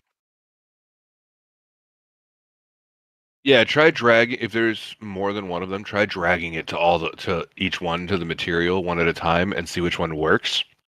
Because like that science lab one, those science lab assets we used also did the same thing where like it was the same texture for everything because of the way it was UV wrapped. The UV wrap are you familiar with those? So you remember those stupid this is how you make a paper cube cutout thing where it's all laid with all the squares laid out? It is that.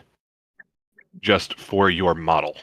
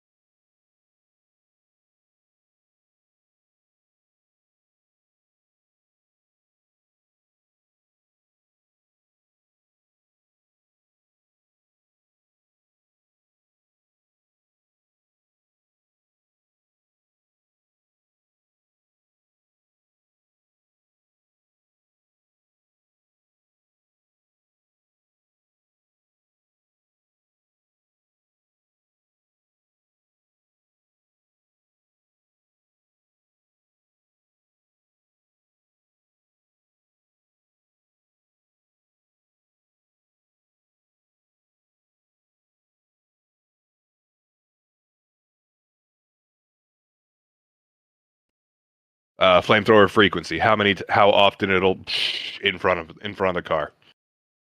We can also, and then usually the way a lot of roguelites work is like, say we use the flamethrower and we have the upgrades to increase the spread of the flames, right? Once you do like so many upgrades of that specific type, like, you know, we increase the range, we increase the range, we increase the range. There's usually like a legendary upgrade for it, where like now your flamethrower is a 360-degree like fire blast around your car. Does that make sense? Yeah, I think something like that would be kind of cool because it gives people. First off, the upgrades are completely randomized. Second off, it's like that's replayability right there. Each level, because if it being a mobile game, you could add 6,000 levels if you wanted to. All that changes is enemy type, enemy speed, enemy health, yada yada yada yada yada yada. Right? And then there doesn't even need to be a boss in every level that way. It's like 1-1 complete, 1-2 complete, 1-3 whatever, and then once you get to 1-5, it's a boss fight. That way we don't have the need to run so many create so many bosses that way. And then whenever you complete levels, you get currency, or there is also a really rare chance, like there's a rare chance of enemies in the levels dropping currency, and that currency is something that you would spend in a shop. That shop is like, oh, you start off like one of the upgrades you can choose to get is like your machine gun starts at like 2-star damage instead of the 1-star. But those are a little bit more expensive, so it requires you to play more and more and more until, you know, the start is redundant because you're so good at the game. Yeah. Like that's kind of what I was thinking. I can absolutely draw something up for that real quick. Also, Mr. UI God over there, dude, if you want to make the shop, that would be pretty sick actually. Yeah, I'll run around and get a bunch of fucking reference images and stuff like that for what I'm looking at. I do not want to take this project over. This was your idea. Yeah, yeah, I did one time. I think George, wasn't it us that used it together? Because we were in the same class when we were doing that fucking that time shit.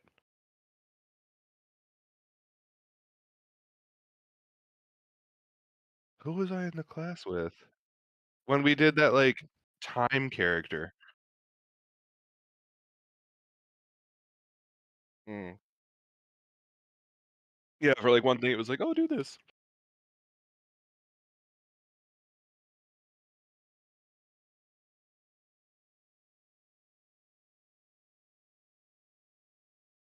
Oh yeah.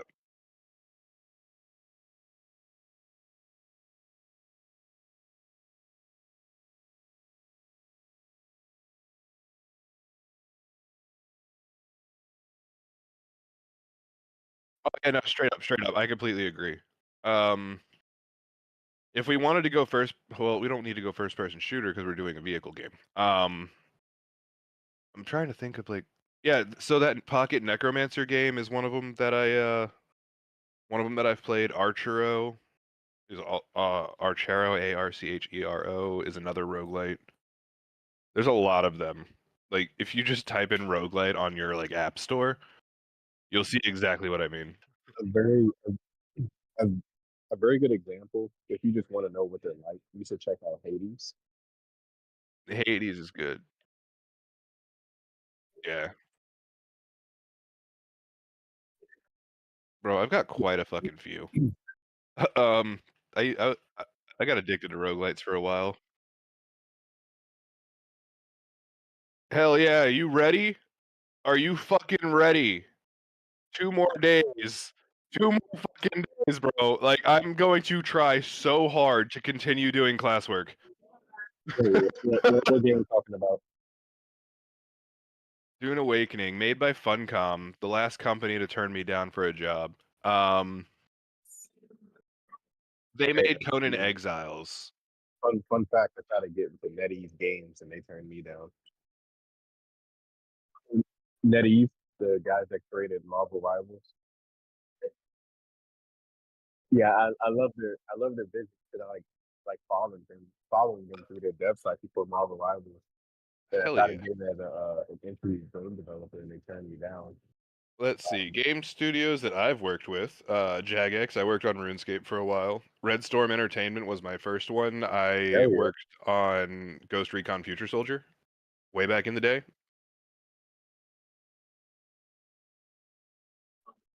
I went into a playtest in-house when I was in school. And they were like, "Oh, you're going to be sniper, blah, blah, blah, whatever." Okay, I'm like, "Yeah, bet." And I brought my portfolio with me, so when we took a lunch break, I was able to talk to the guy in charge and everything. Like, "Hey, this is what I'm doing. This is what I can do. Let's network a little bit." And then at the end of all of it, we're having this big conference with the higher ups over like a phone call, and all the players were sitting around it, and they were like, "So David, we noticed you were sniper, but you never actually used the sniper rifle. Why is that?" And I was like, I don't need a fucking 40 times scope for a 50-foot shot. So I ran around with the pistol and the taser. I treated the sniper as a backline flanker, there for information. And they were like, "Oh, interesting." And they just tried cutting me off, and I was like, "Well, I have a suggestion on how to actually fix this. Why not make the weapons modifiable like every other shooter in the world?" And they were like, "Well, what do you mean?" I was like, "Well, I have this idea that I drew out a while ago. I was going to use it in one of my own games." And that's where the gun shop, you know how the weapon would explode outwards and you could see all the screws and components and shit? That was my idea. Yeah, so I felt super proud about that one.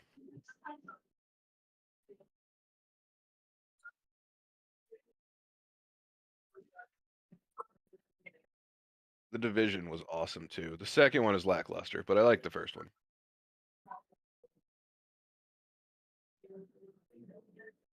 Top down.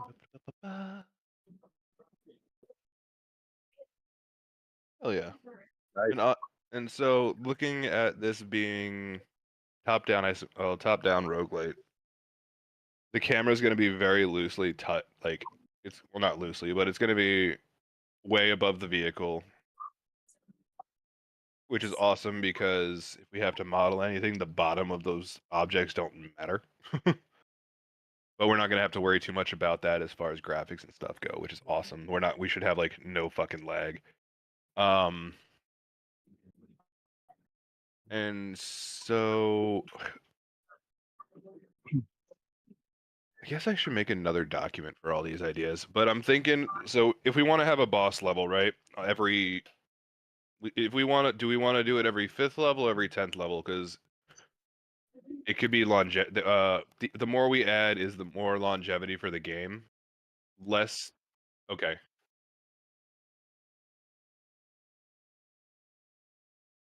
Yeah, okay.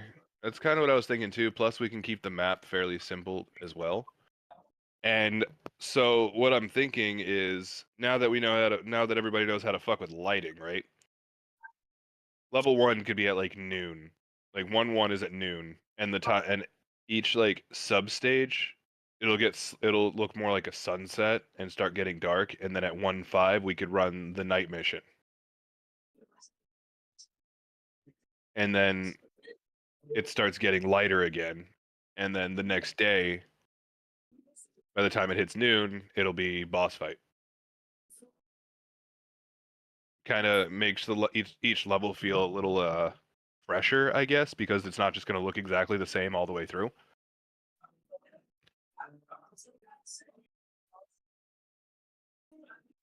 Yeah, I think that could work, and that's just like honestly like midday, regular light, and as it goes on, it just turns slightly more orange as the day goes on, and then we start lowering the brightness.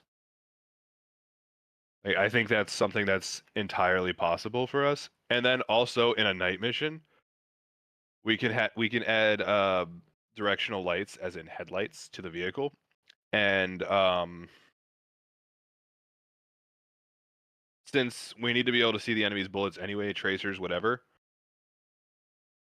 the night mission would just add like illumination. Like the fuck's the word? It's an E. That like the glow. I can't remember what emission. Yeah. Yeah, adding the emission of the light from the bullets. That way you can kind of see where they're coming from. And I think that would be pretty sick. Outside of that, I think pretty much set. Did you want to make a Figma board for this shit? Bet. Is it in the links? Oh, you are the best.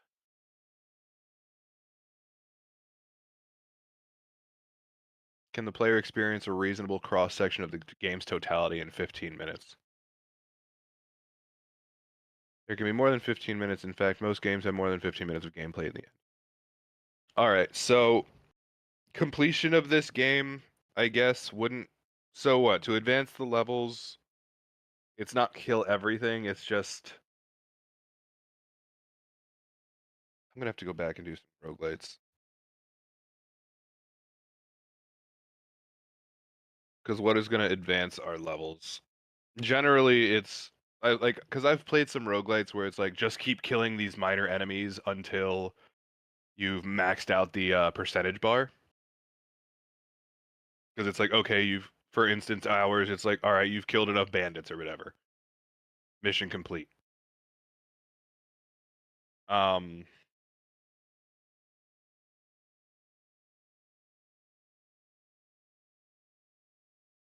Unless we do like a mini boss at the end of each one. I don't know.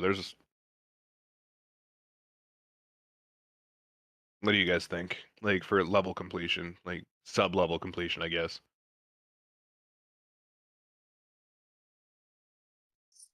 I mean, Yeah, you're good. I mean, sub levels, I would think just complete, kill the horde of enemies. Okay. And move on. All right. So yeah, we can set it up where there's a shit ton of enemies and there's a progress bar at the top, maybe. That shows you like once this bar is finished, like they stop showing. Like once that bar is full, the spawners turn off and you just have to wipe everything out. I like that. That works. That totally works. And then the night missions could be something slightly different entirely. Instead of just destroying waves, we can like hide a supplies cache somewhere on the map that they have to find in the dark while fighting hordes of enemies. And the mission is to get in, get the supply cache, and then bring it to the drop-off point. Which could be like right back at the beginning of the level or something.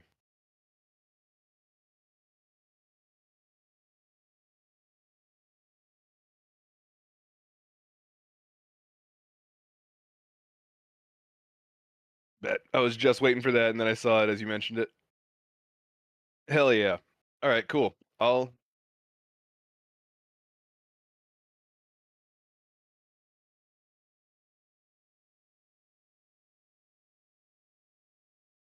wait for Trello.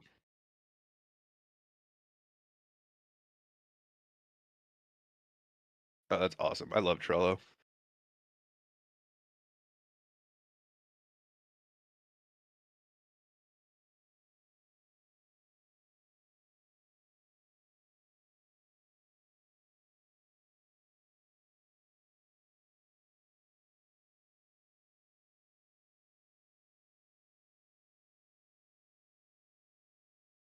Hell yeah. You know what's super cool is Unity also has frameworks set up so you can create things as a mobile game. And by the time we're done, those little tablets we got, we might actually be able to play this shit on there.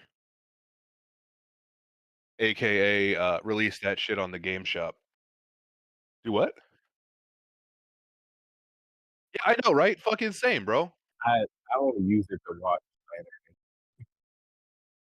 Yeah, that's all I I think use it for. I keep it charged, but I look at it every once in a while. It's just fucking dead. I'm like, all right.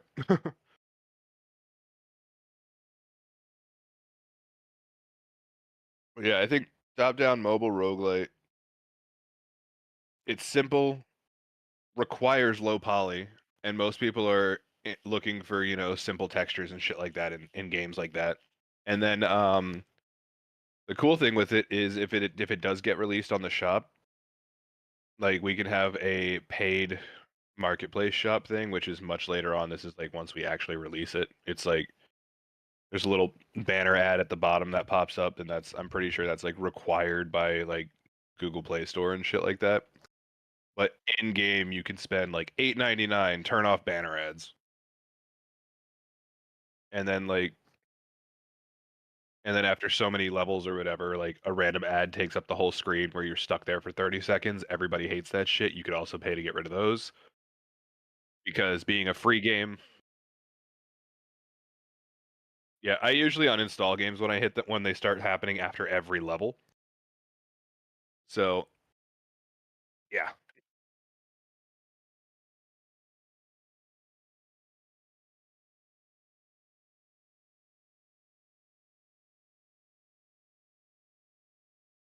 Mhm.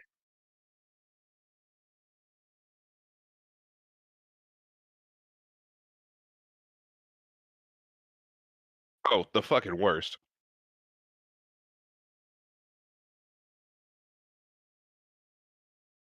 It's like, bitch, I'm fixing it.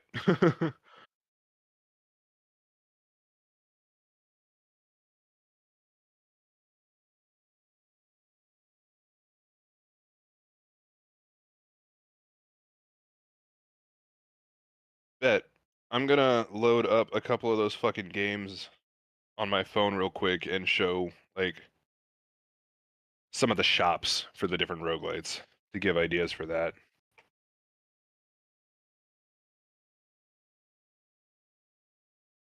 Yeah, I've been playing this one called Digger. Digger.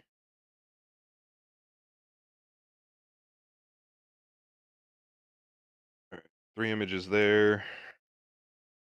Like main menu, level select, upgrades, and shop is essentially what I'm looking at here.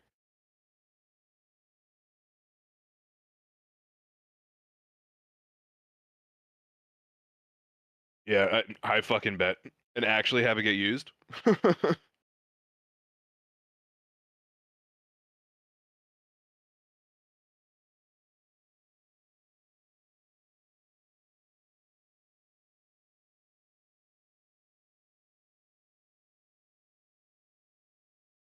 So, cool thing about this is you're not gonna have to go to school again to do that shit. Yeah, like nah. Like as Rod put it, like you don't even need a degree, you need a portfolio. So, here with this class, you will have working projects for your portfolio, which is even better. Most so game design is more of the aesthetics, the art. So unless you're one hell of an artist, good luck getting into there. Like,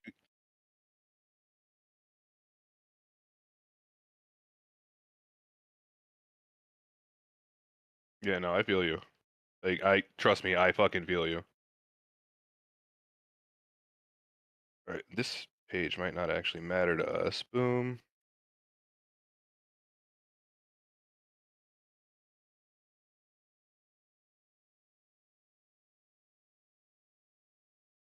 All right, I'm gonna just what channel do you want me to drop these screenshots in?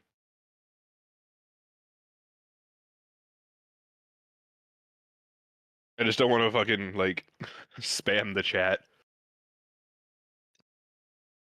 Thank you. All right, let's see. Not sure what order they're all gonna spit out in. So this is 2 games, 2 roguelites that I'm uploading. All right. Are they all in? All right. So starting with the top one, if you taking a look at them real quick. All right. So the top one where it shows like 4 highway with 3 tickets. So that's essentially level select, right? That level has three submissions, and it looks like a construction zone. If you look at the next one, like 7 bus station, that one has 4 levels on that map, extra one for a boss or whatever, right? Third image shows you what the shop, like the paid shop, looks like. You know, get potions for extra powers and shit like that. Chapter cleared highway pack. If you activate it, you get extra bonuses because you completed that whole chapter. No one's ever gonna buy those, but it's there as an option for monetary gain for the whales that like to spend money on shit. The next image is all the equipable items for your character in Pocket Necromancer, which I don't necessarily think we're gonna have to do something quite like this. There's another one that I have. Hold on.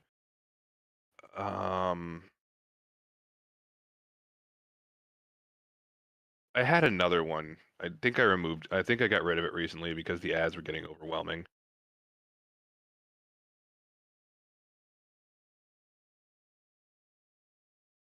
Dungeon crawler. I don't know. Fuck it. I'll find it later. This one was cool because it actually like showed your robot as a 3D object, and you can strap on the different equipment that you'd actually use, like your basic loadout, to the robot, so you got some customization to see how it looks. It was kind of drag and drop the asset. It'll snap to the character. It'll snap onto the character. Just makes it look kind of cool. It also allowed like player scaling, so like you could change the size of the turret that's strapped to his leg if you wanted to, whatever. And that way, whatever equipment you had attached to the creature is like to your machine would basically tell you what like you could only get upgrades for the parts on your machine. So say you had a drill and a machine gun, you're not going to get upgrades for a flamethrower. Does that make sense? Yeah. And then so yeah, the way they do it with this is like fuck Pocket Necromancer I don't think is going to necessarily work as well like with the gear down there because you can like merge like the same item of the same rank to make a stronger version. Then yeah, right? Super simple, easy, nice and spaced out so you could touch everything with your fat fingers. Like I love games like this for that reason. Next page is your talents. That's where you end up using some of your gold. Like there's common talents, epic talents, and those are just kind of random chance as you go down the list what you'd get. As you unlock them, you can spend gold to make them slightly stronger. Like 20% health regen. The next one might be 25% health regen, or you can go even smaller and go 1% upgrades because health regen is a little OP. The next page with all the locks and stuff, those are all the skills that you have that he has like that your character has found from playing the game. So by clicking, if you click each one of those, it gives you a little rundown of what it is, what it does, and it's like base level damage and it's max level damage. Like if you fully upgraded just the damage on it or whatever, right? Moving on to Digger. This game was all about using a mining platform to dig down into the earth, and there's enemies and shit like that, and so like the digger slot, you can get upgraded versions of the digger that like they mine the sides of the mine shaft and bring you XP. That's how that's how this game works. So as you upgrade them, they each have different little perks. They also look different cosmetics. Another photo of the shop here. See, there's a button to skip all the ads, which is basically, hey, spend money in game, like spend actual currency. The Lucky Digger package is just a big upgrade for a legendary digger character, stuff like that. The fuck, what's the thing called? The jackpot machine. the slot machine. Yeah, I'm on the slot machine image.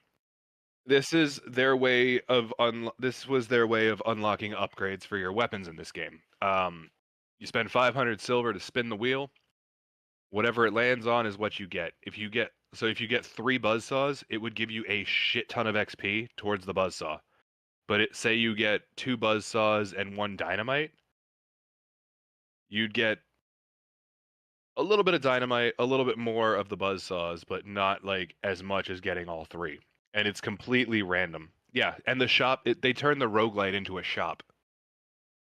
Well, the shop into a roguelite that way, because that way you can't focus on, ooh, I want this weapon to be OP. Which also kind of, for like the way I play it in this, is it also forces you to change your loadout based on what you have upgraded. Thus, more like that's where the customization comes in, and like, you know, the replayability, because everything will be different every time. Magmara, another example of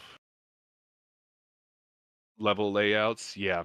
So stage 3-3, because that's that purple chest. The chests are basically what level rewards you get, because you get XP, you get coins, yada yada yada.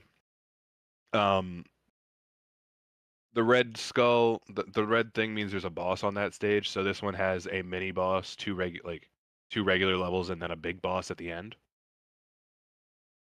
So for us, that purple chest with the red skull would more likely be a nighttime mission. So it'll, you know, maybe it'll be a moon there or something like that, right?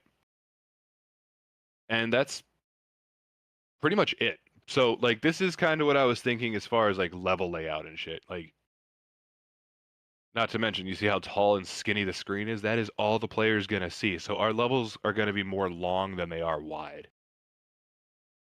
Which is perfect, especially if we're gonna have to, if we do a nighttime mission where we have to get a cache and get it out. I think that would be pretty sick. So yeah, if you think, like, as I said, like, if you think this is taking over your idea or anything, please stop me at any point in time. Hell yeah.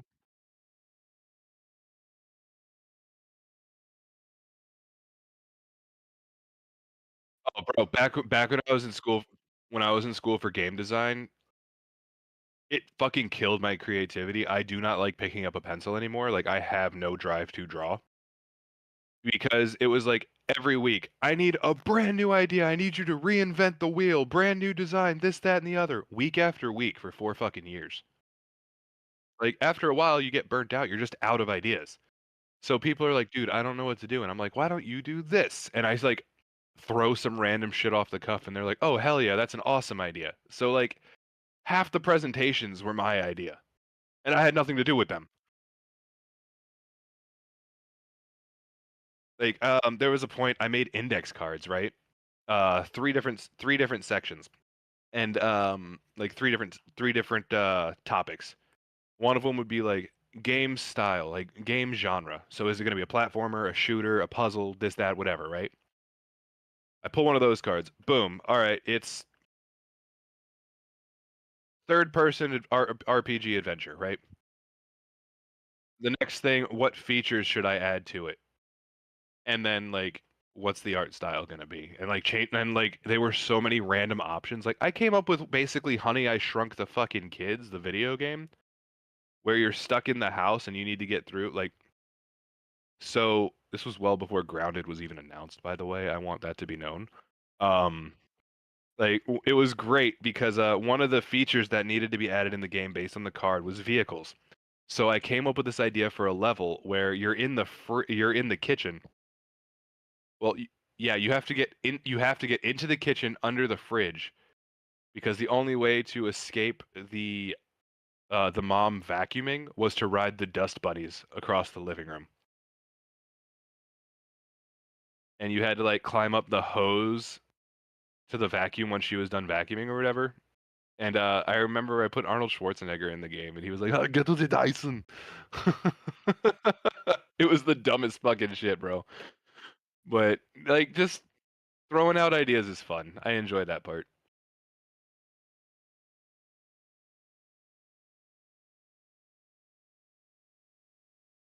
Yeah.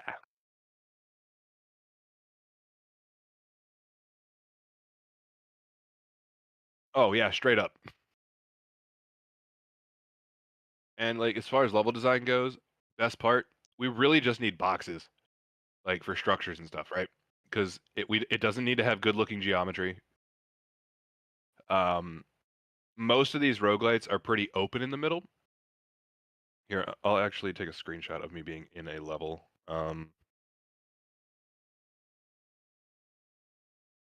Play. Loading, loading, loading. All right, so select new skill.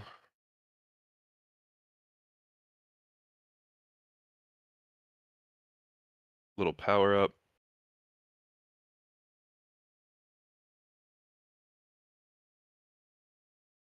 All right, boom, that'll work. Last 3 images, and then I'm done bothering you.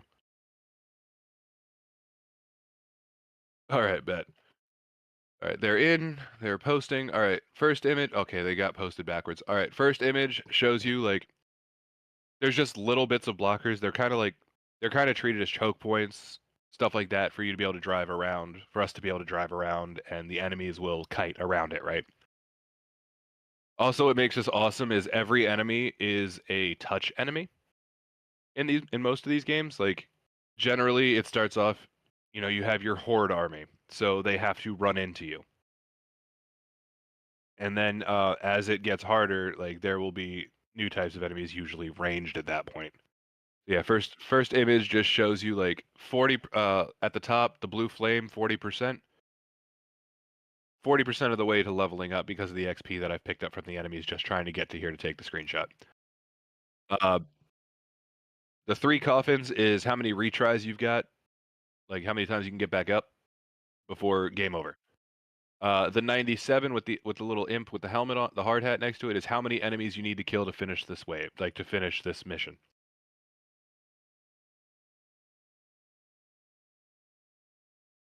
Yeah.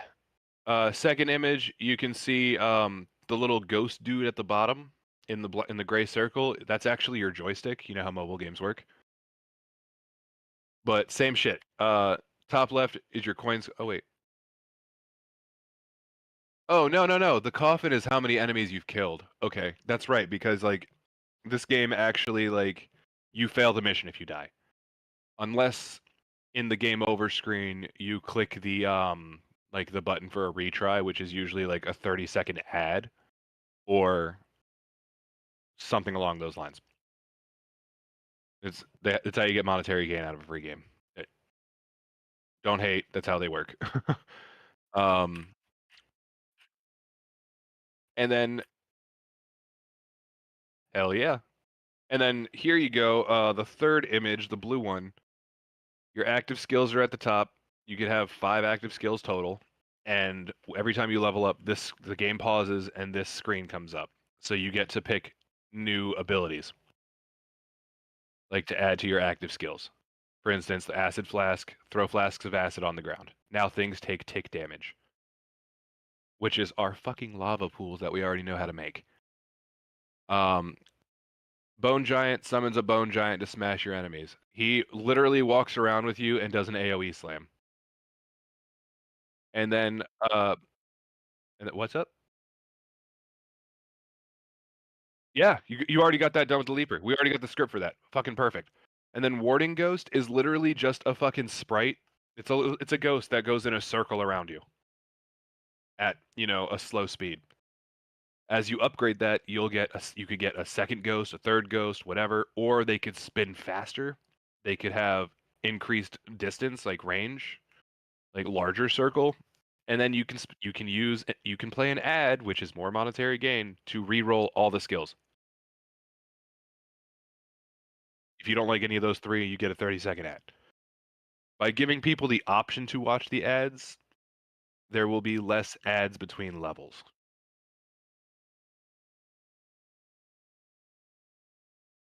Yeah, for double the yup. Yeah, and that's the fucking game. Like it seems super simple. And honestly, this looks like something that the 3 of us could get done in a month and be able to ship as a sold title. Yep.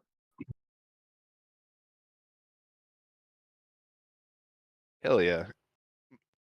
But yeah, no, I figured like you were very interested. What's up? Oh, you good? You good? What were you gonna say?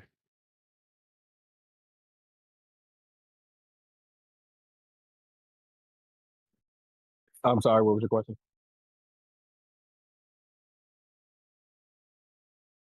I mean, yeah, this is perfect. I mean, I would just, like I said, I would just spitballing ideas. Sorry, you trailed off a little bit at the end of that last sentence. I said I was just spitting off ideas, so I'm cool Oh, hell with yeah. this. Hell yeah, It dude. sounds like you've got a pretty good vision going, so I'm Like all throw for it. all your ideas out here, man. You don't know what's gonna stick. I mean, shit. We didn't even plan on doing a quick time event on the syringes and everything. That's literally surprised us on presentation day. So I don't like that feature. Yep. I created that fucking lab level and I was like, this is gonna be the end mission door. You know, far side, you have to go up the stairs, get around monsters and everything. He didn't make that the fucking end of the game. I was like, okay. That was cool. Wait, so he like added and took things out? No, he basically did the game himself, bro. He used our shit to make his own game.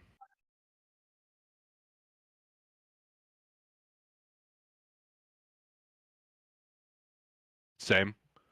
Is that Like I waited till sounds I had bad? to wait until he made assets the second time around just so I could modify it. I was like, look, we don't even have an escort yet. I'm gonna do the fucking escort because I know that's gonna touch a lot of code. And like as far as grading goes, all the code for the different enemies, I had to go in and change for the escort aggro. And I was like, ha! I worked on these. I could put those down. Like it felt really scummy to do it that way for the grade, but you know what? It got done. It worked.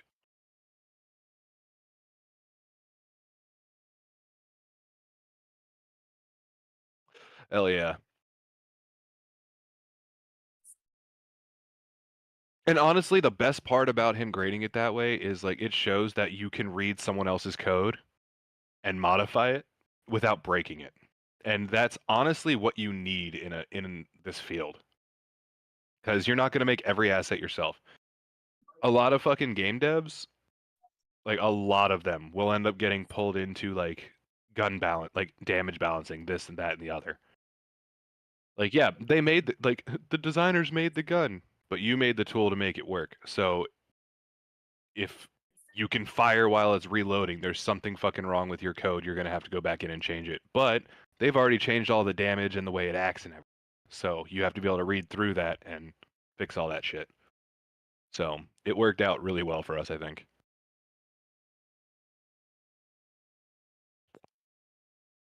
Hell yeah. And then also, like looking at these roguelites, that asset package you picked up, this looks pretty on brand. Low poly, bright, vibrant. That, that's why like as soon as I fucking saw that package, I was like, this is gonna be a mobile game.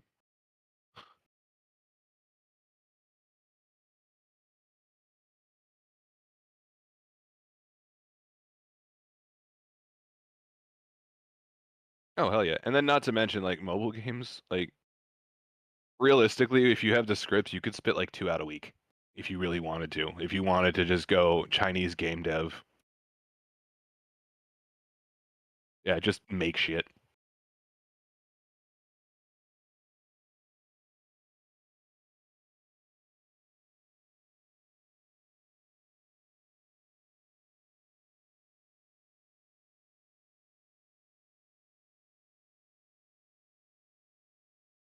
Save that for a side project of your own. Hey, not a bad idea. I'm really excited for this. And the best part is like there doesn't need to be a fucking story. Like so we get to skip all the shit that the instructors don't seem to care about.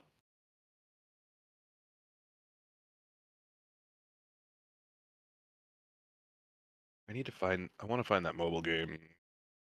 There's a way to go through your like history of downloaded.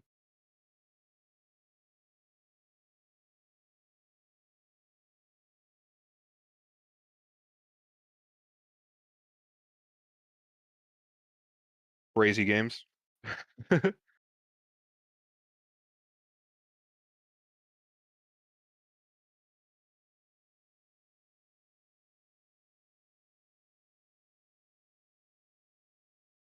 find it. Hell yeah.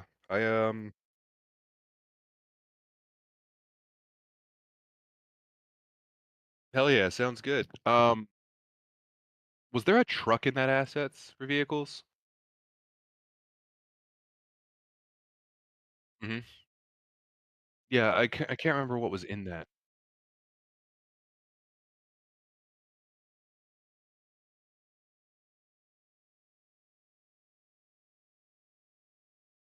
Damn, dude, putting money in.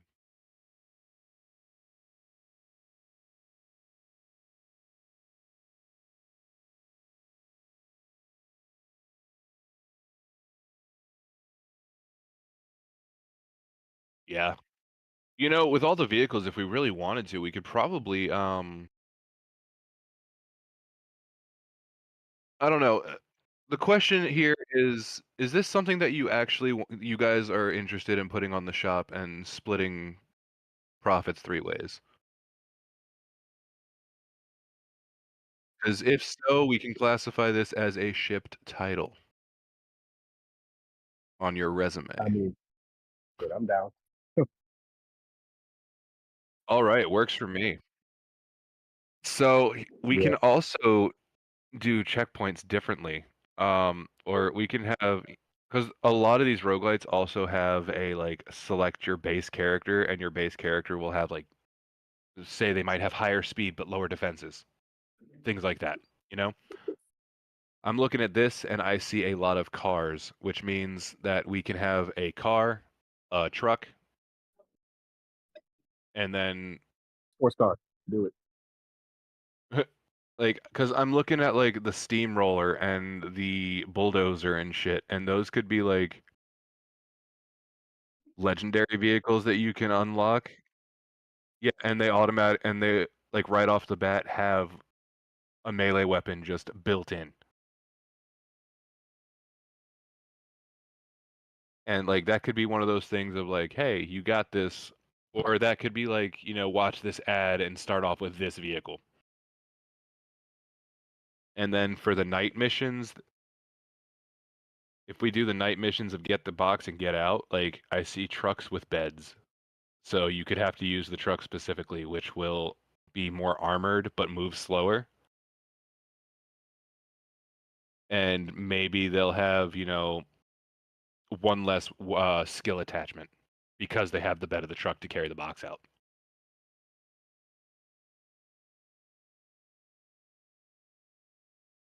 Yeah, exactly. Like that would be fucking cool. And then we don't need to physically add a winch to the vehicle, but if they don't go with the truck bed and they go with the car or van or whatever, like we could also add a winch, like a tow cable somewhere in the map that they would need to find to be able to actually like once they collect that, they can drive over the box and drag it out with them. So it's more dangerous because you're in the level longer, but you also have more light that way with the fucking police vehicles. I think that would be pretty sick, actually.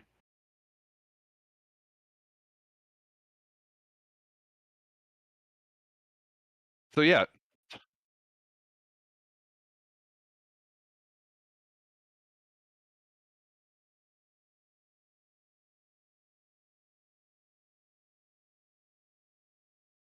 uh,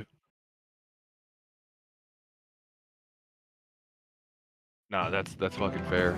Um, you know what else would be cool too is like we could use the construction vehicles as boss vehicles.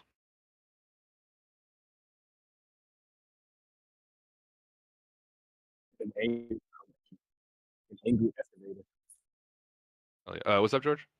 I said an angry estimator. The dude in the construction vehicle. The guy in the construction vehicle is just like irate. Yeah, dude, I think this would be great. Like, that's a cool. Oh, that's fucking sick. We can make a couple jokes. Yeah, because this is a lighthearted, low poly, vibrant colored fucking game. Like, humor and fun is gonna be good.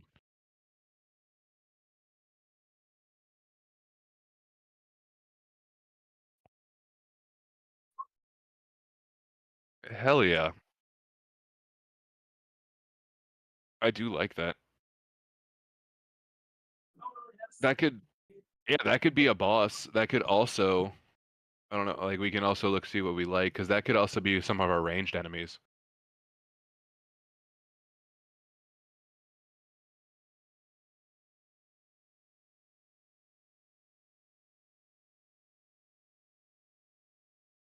Oh yeah, that'd be sick. Like, do you remember playing those old games? Fuck, Galaga, Galaxian, Galaga, all that shit had it where like you get an extra ship that'll help shoot like half power rounds.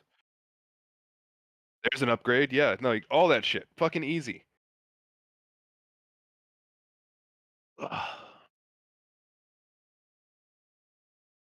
Like I don't know. I think like maybe we could use the construction vehicles as instead of using those as vehicles for players, those could be like mini bosses and like the brutes. Like there's a lot of options. We just need to figure out what the hell we want to do because you've got so much shit in here, dude. That's fucking awesome. Like I love that.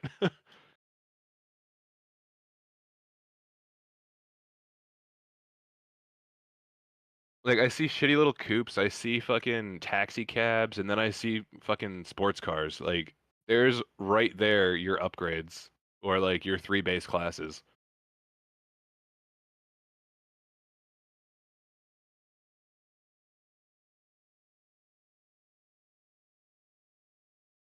Oh, that could totally work.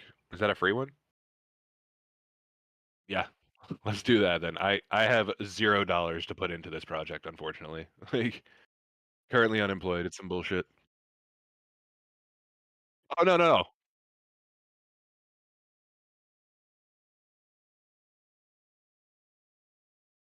Yeah, no, I do not want. I just don't want you to be like, I'm the only one putting money into this shit. Like, okay.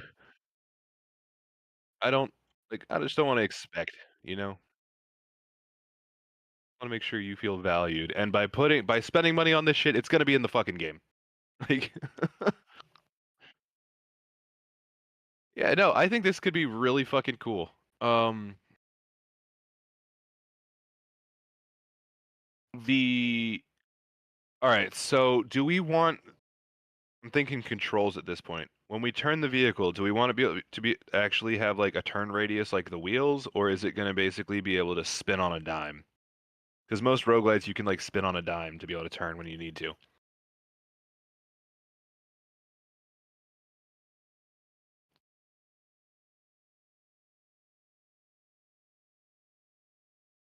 I mean, we can make it more vehicular bait. Like, dude, hold on. No, you know how I had those screenshots of like the shop where there was the upgrades? We can have like acceleration speed, top speed, uh, hull armor, turn radius.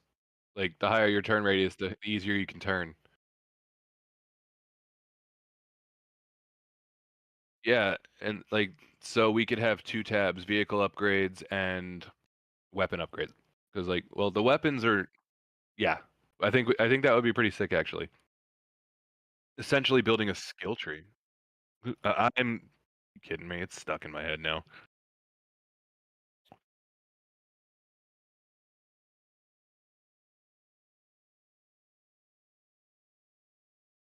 That's actually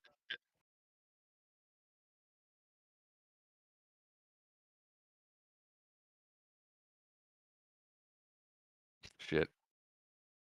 All right.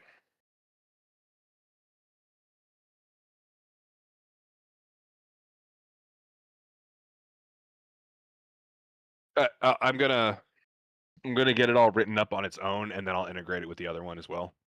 That way, if you want to, we can look through like 2 different files, or I could just make it a second. I can make it a second section of like, hey, these are additional ideas.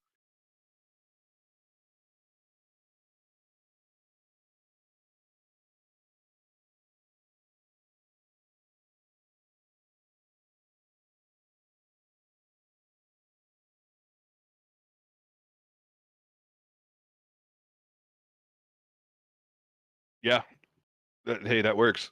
So let's see. 2 skill trees, 1 for weapons, 1 for vehicle, 5 sub levels per level. Um,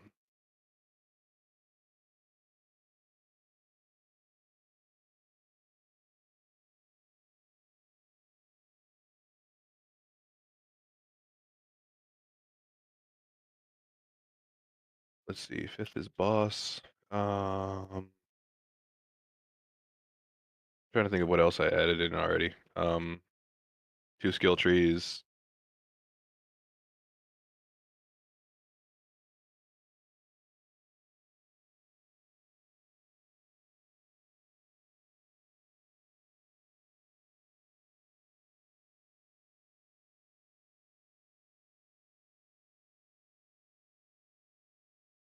What else have I said? I know it hurts. Um,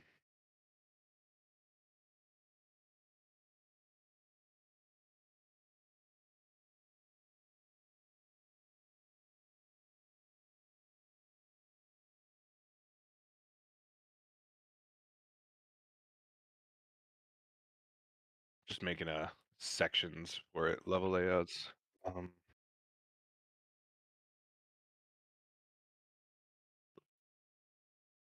Yeah, starts lighting.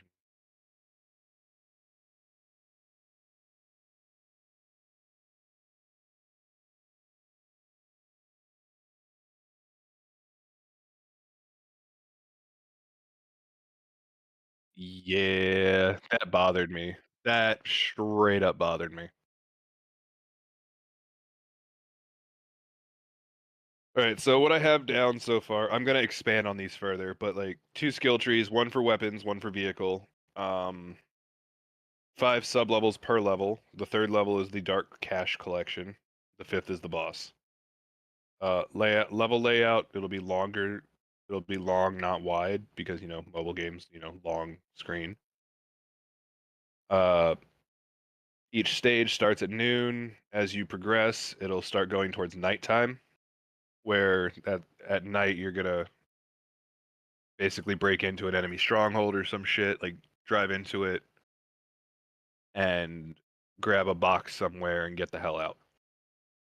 5th is the boss. Like the 5th stage will be daytime again with the boss. I guess the next big question is, do we want, like, looking at all the vehicles, there's a couple ways I think we can go with it.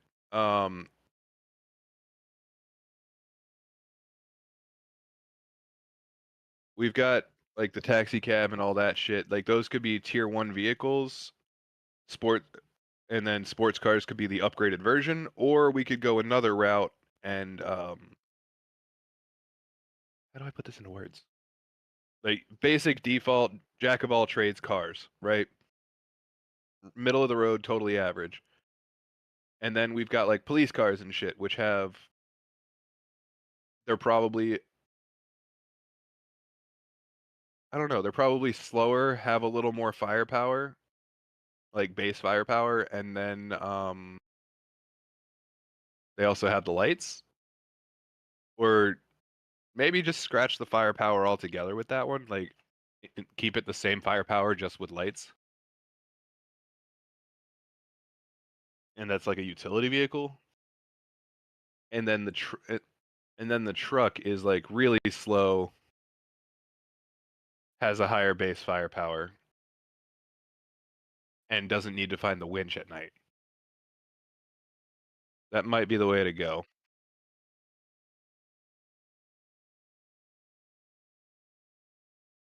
I don't know. I want you, if one of you guys could help figure that idea out, see, like, because we can have it where we have different characters to choose, different vehicles to choose from. Like, do we want them to be purely skins, or is it something that you can change between? Things like that.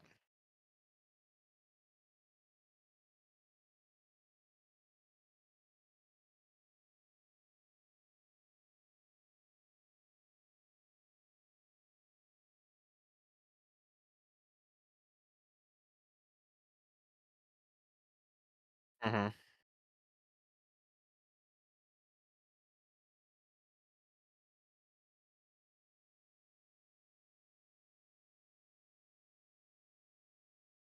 That would make sense because we're stealing drugs and shit. Yeah. No, that's a great idea. That's a great idea. Which would also make it interesting because even with the night missions, if their lights are going off, you'll be able to see with their lights.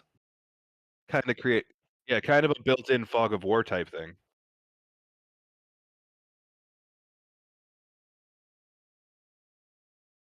Yeah, that and your headlights. That's all you got. That's actually really cool.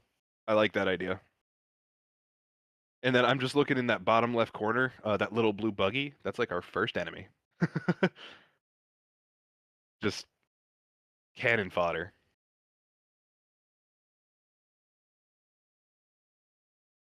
Dude, I am actually kind of excited for this idea.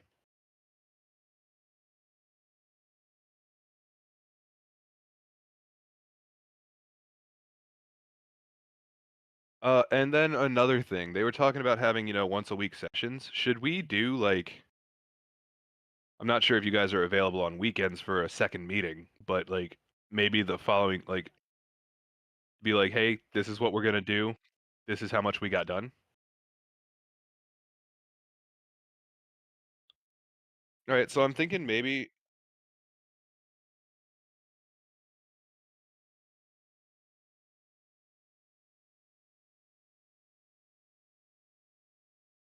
yeah, like George, I really want you to like not be like, fuck, I have to miss it because work and shit like that. So what works for you, dude?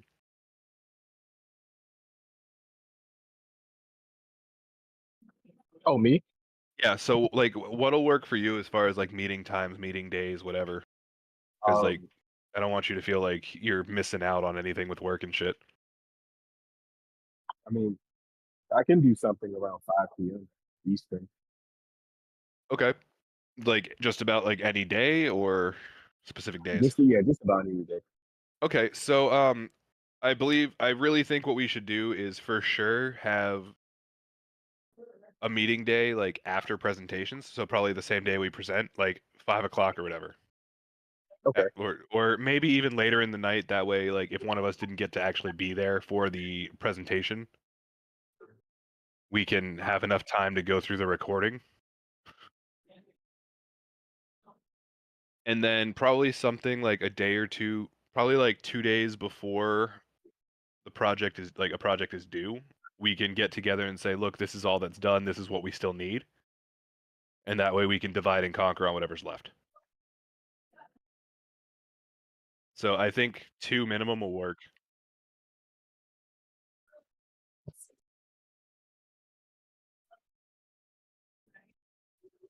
Yeah. And if I'm appearing offline, that's because I avoid people. I am here. I am always here. I am always fucking here. I have Discord on my phone. Notifications are turned on for it. I just appear offline because people are weird. Like straight up, if you need me anytime, pop me a Very message. fair. I'm usually up pretty late anyway. Like my bedtime is 2 a.m.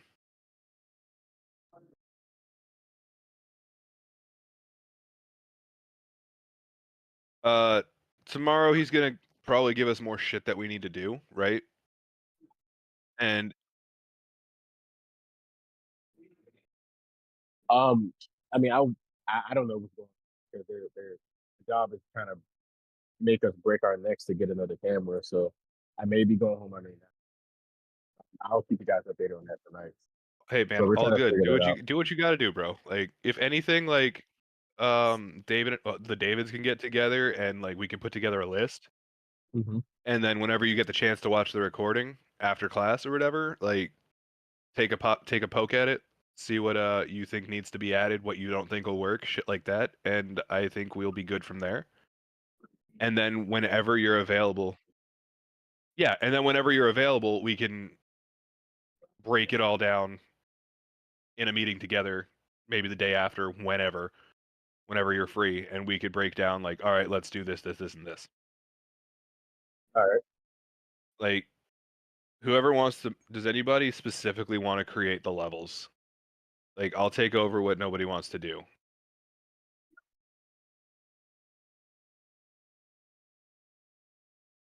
Works for me.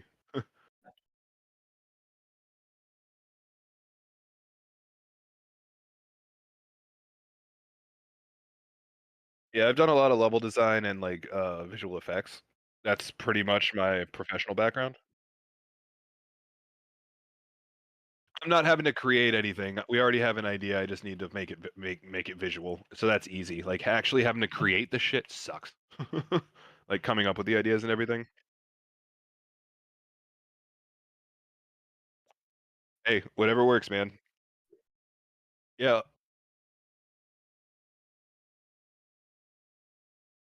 Hell yeah. And then like rocks and shit are easy as fuck to make, like the barriers and everything like that. So like if I have to, I'll fucking throw up Blender and make some simple shit to drop in.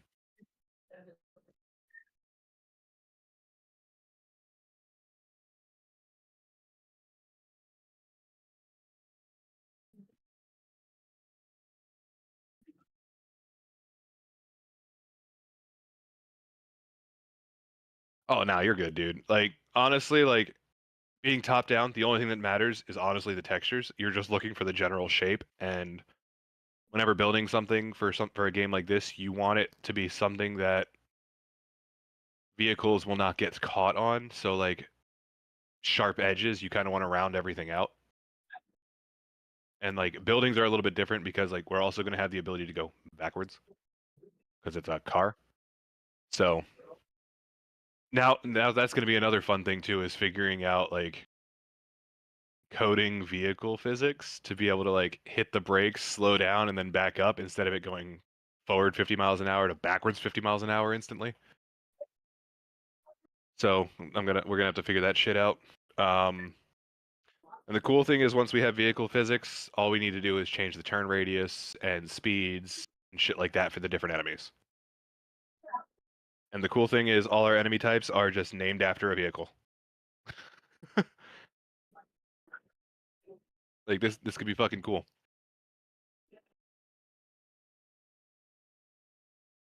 Hell yeah.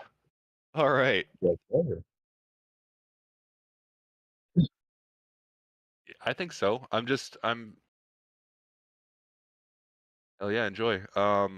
If you want, pop when you get back from lunch or whatever, shoot me a message and we can jump in here and I'll put up this list of stuff that I'm typing up and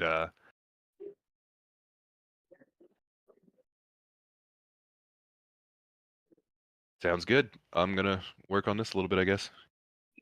Enjoy, guys. Have a great day. I'll see y'all soon. And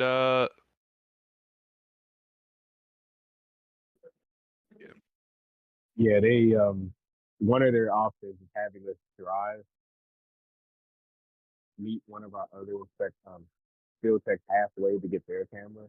But halfway for us is where I live. So if I drive up, I'm not coming back. oh, dude, you're fucking good. Like, do what you gotta do, man. Oh yeah, take All it easy, right. guys.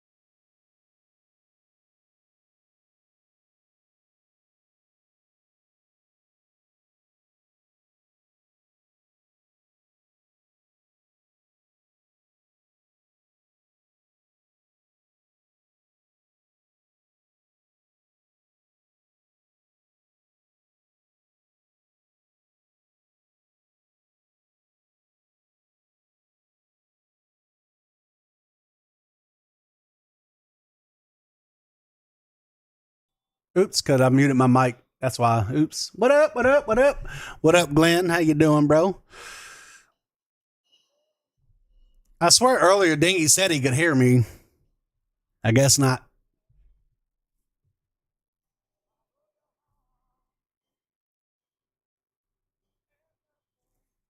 They just said they couldn't hear me. Hey, you're not bad, bro. What up, Kiripple?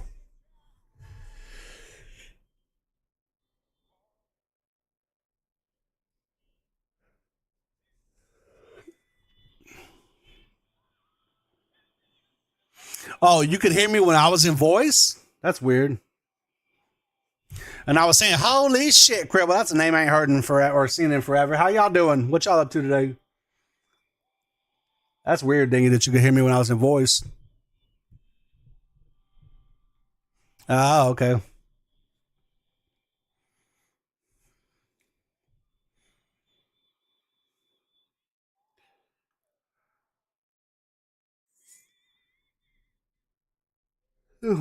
Modded D2, probably. D2. What's that? Destiny 2? You can mod Destiny 2? Oh, Diablo 2. What the fuck? You know, you play that. Are you playing Final Fantasy, Quag? Okay, right on, Glenn. Right on.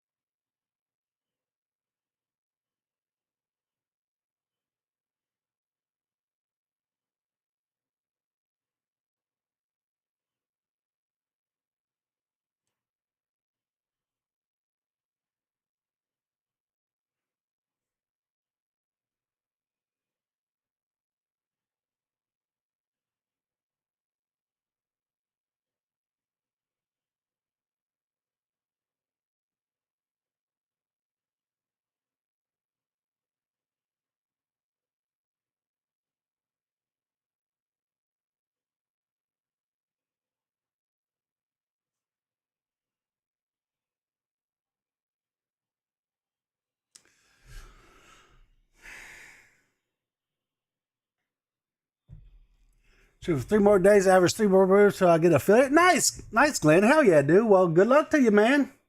You can do it.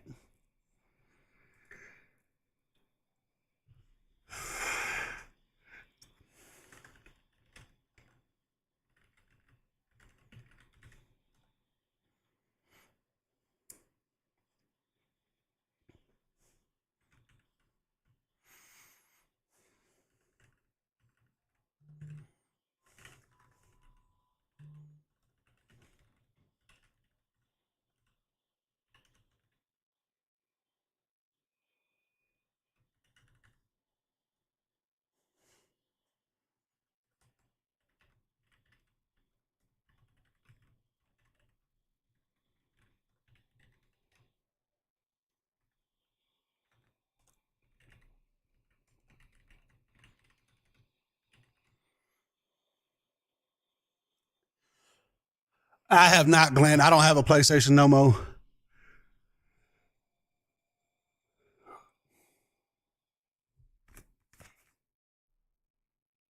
Uh-oh.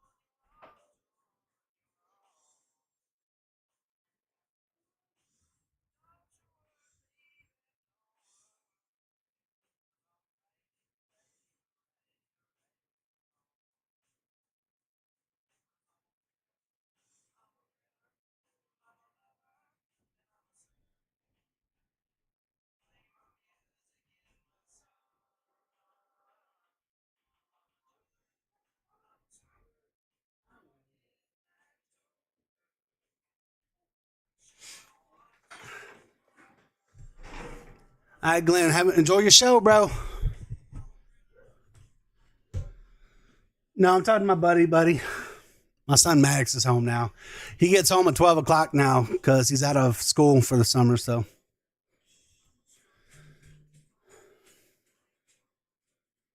yeah, I totally forgot he was getting home at 12. Bye.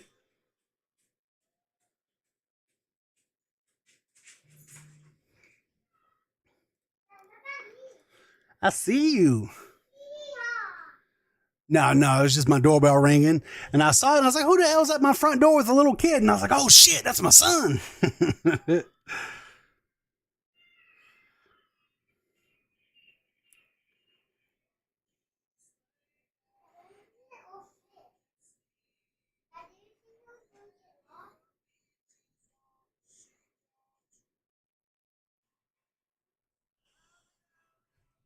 I'm gonna get off here in a little while probably and go run some errands.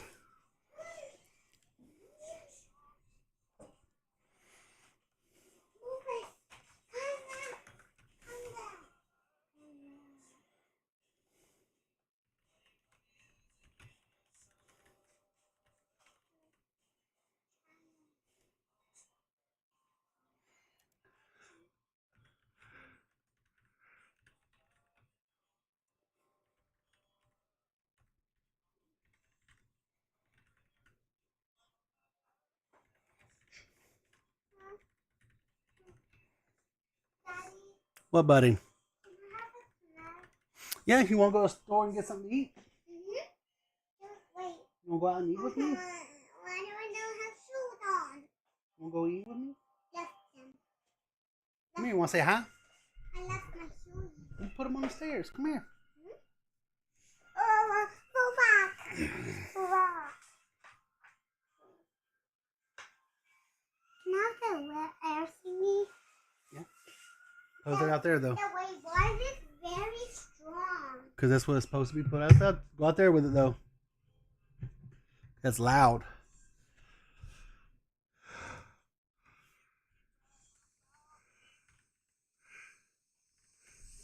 Hey, no, out there. Out there, buddy. That's too loud. I turn it off. Okay, turn it off then.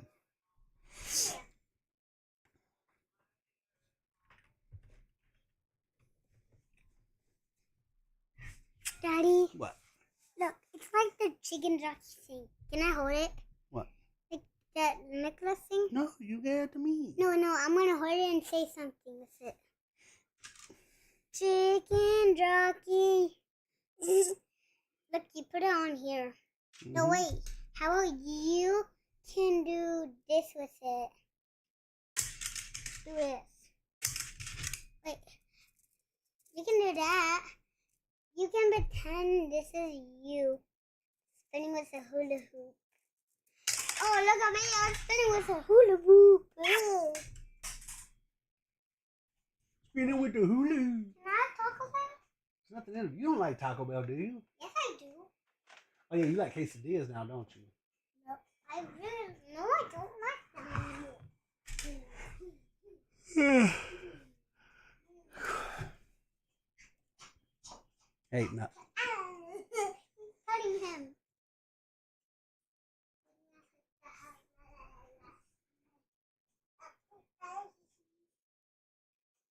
I don't really know what else to write in this.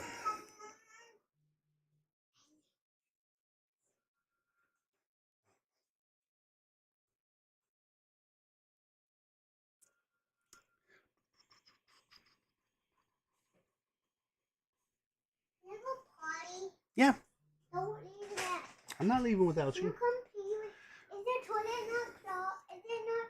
It's still broken. Yes, it is. Go upstairs.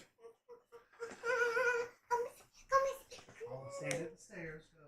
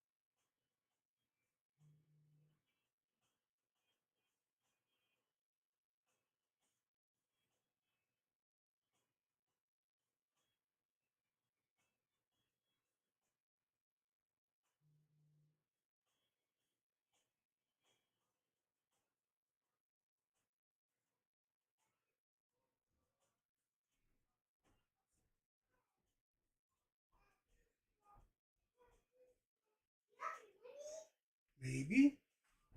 We'll go here in a minute, bub. I just got to finish doing some stuff.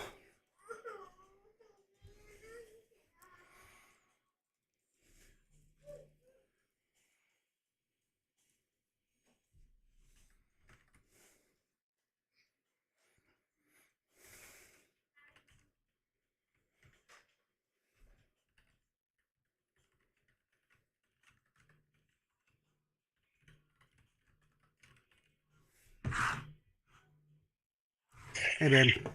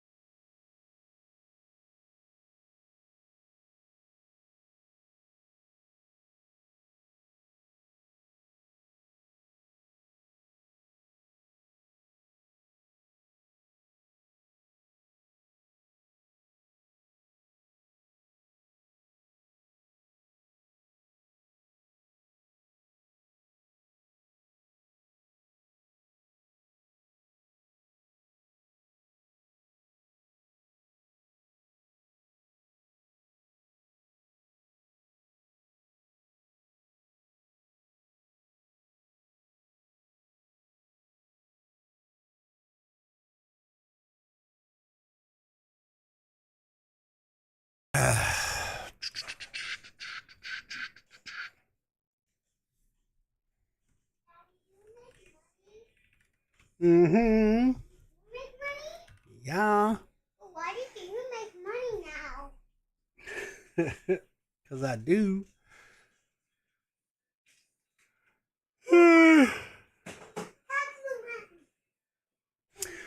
All right, chat. I think I'm just going to jump off here and hang out with my son. So instead of bothering people with my nonsense and just doing nothing. So I don't want to bore you guys. So I'm just going to go ahead and get out of here. Can I get back in the I'll catch y'all later. Can we go to the store, Dad? Yeah, buddy. Hold on. We're about to. Y'all have yourselves a good day. Go find somebody to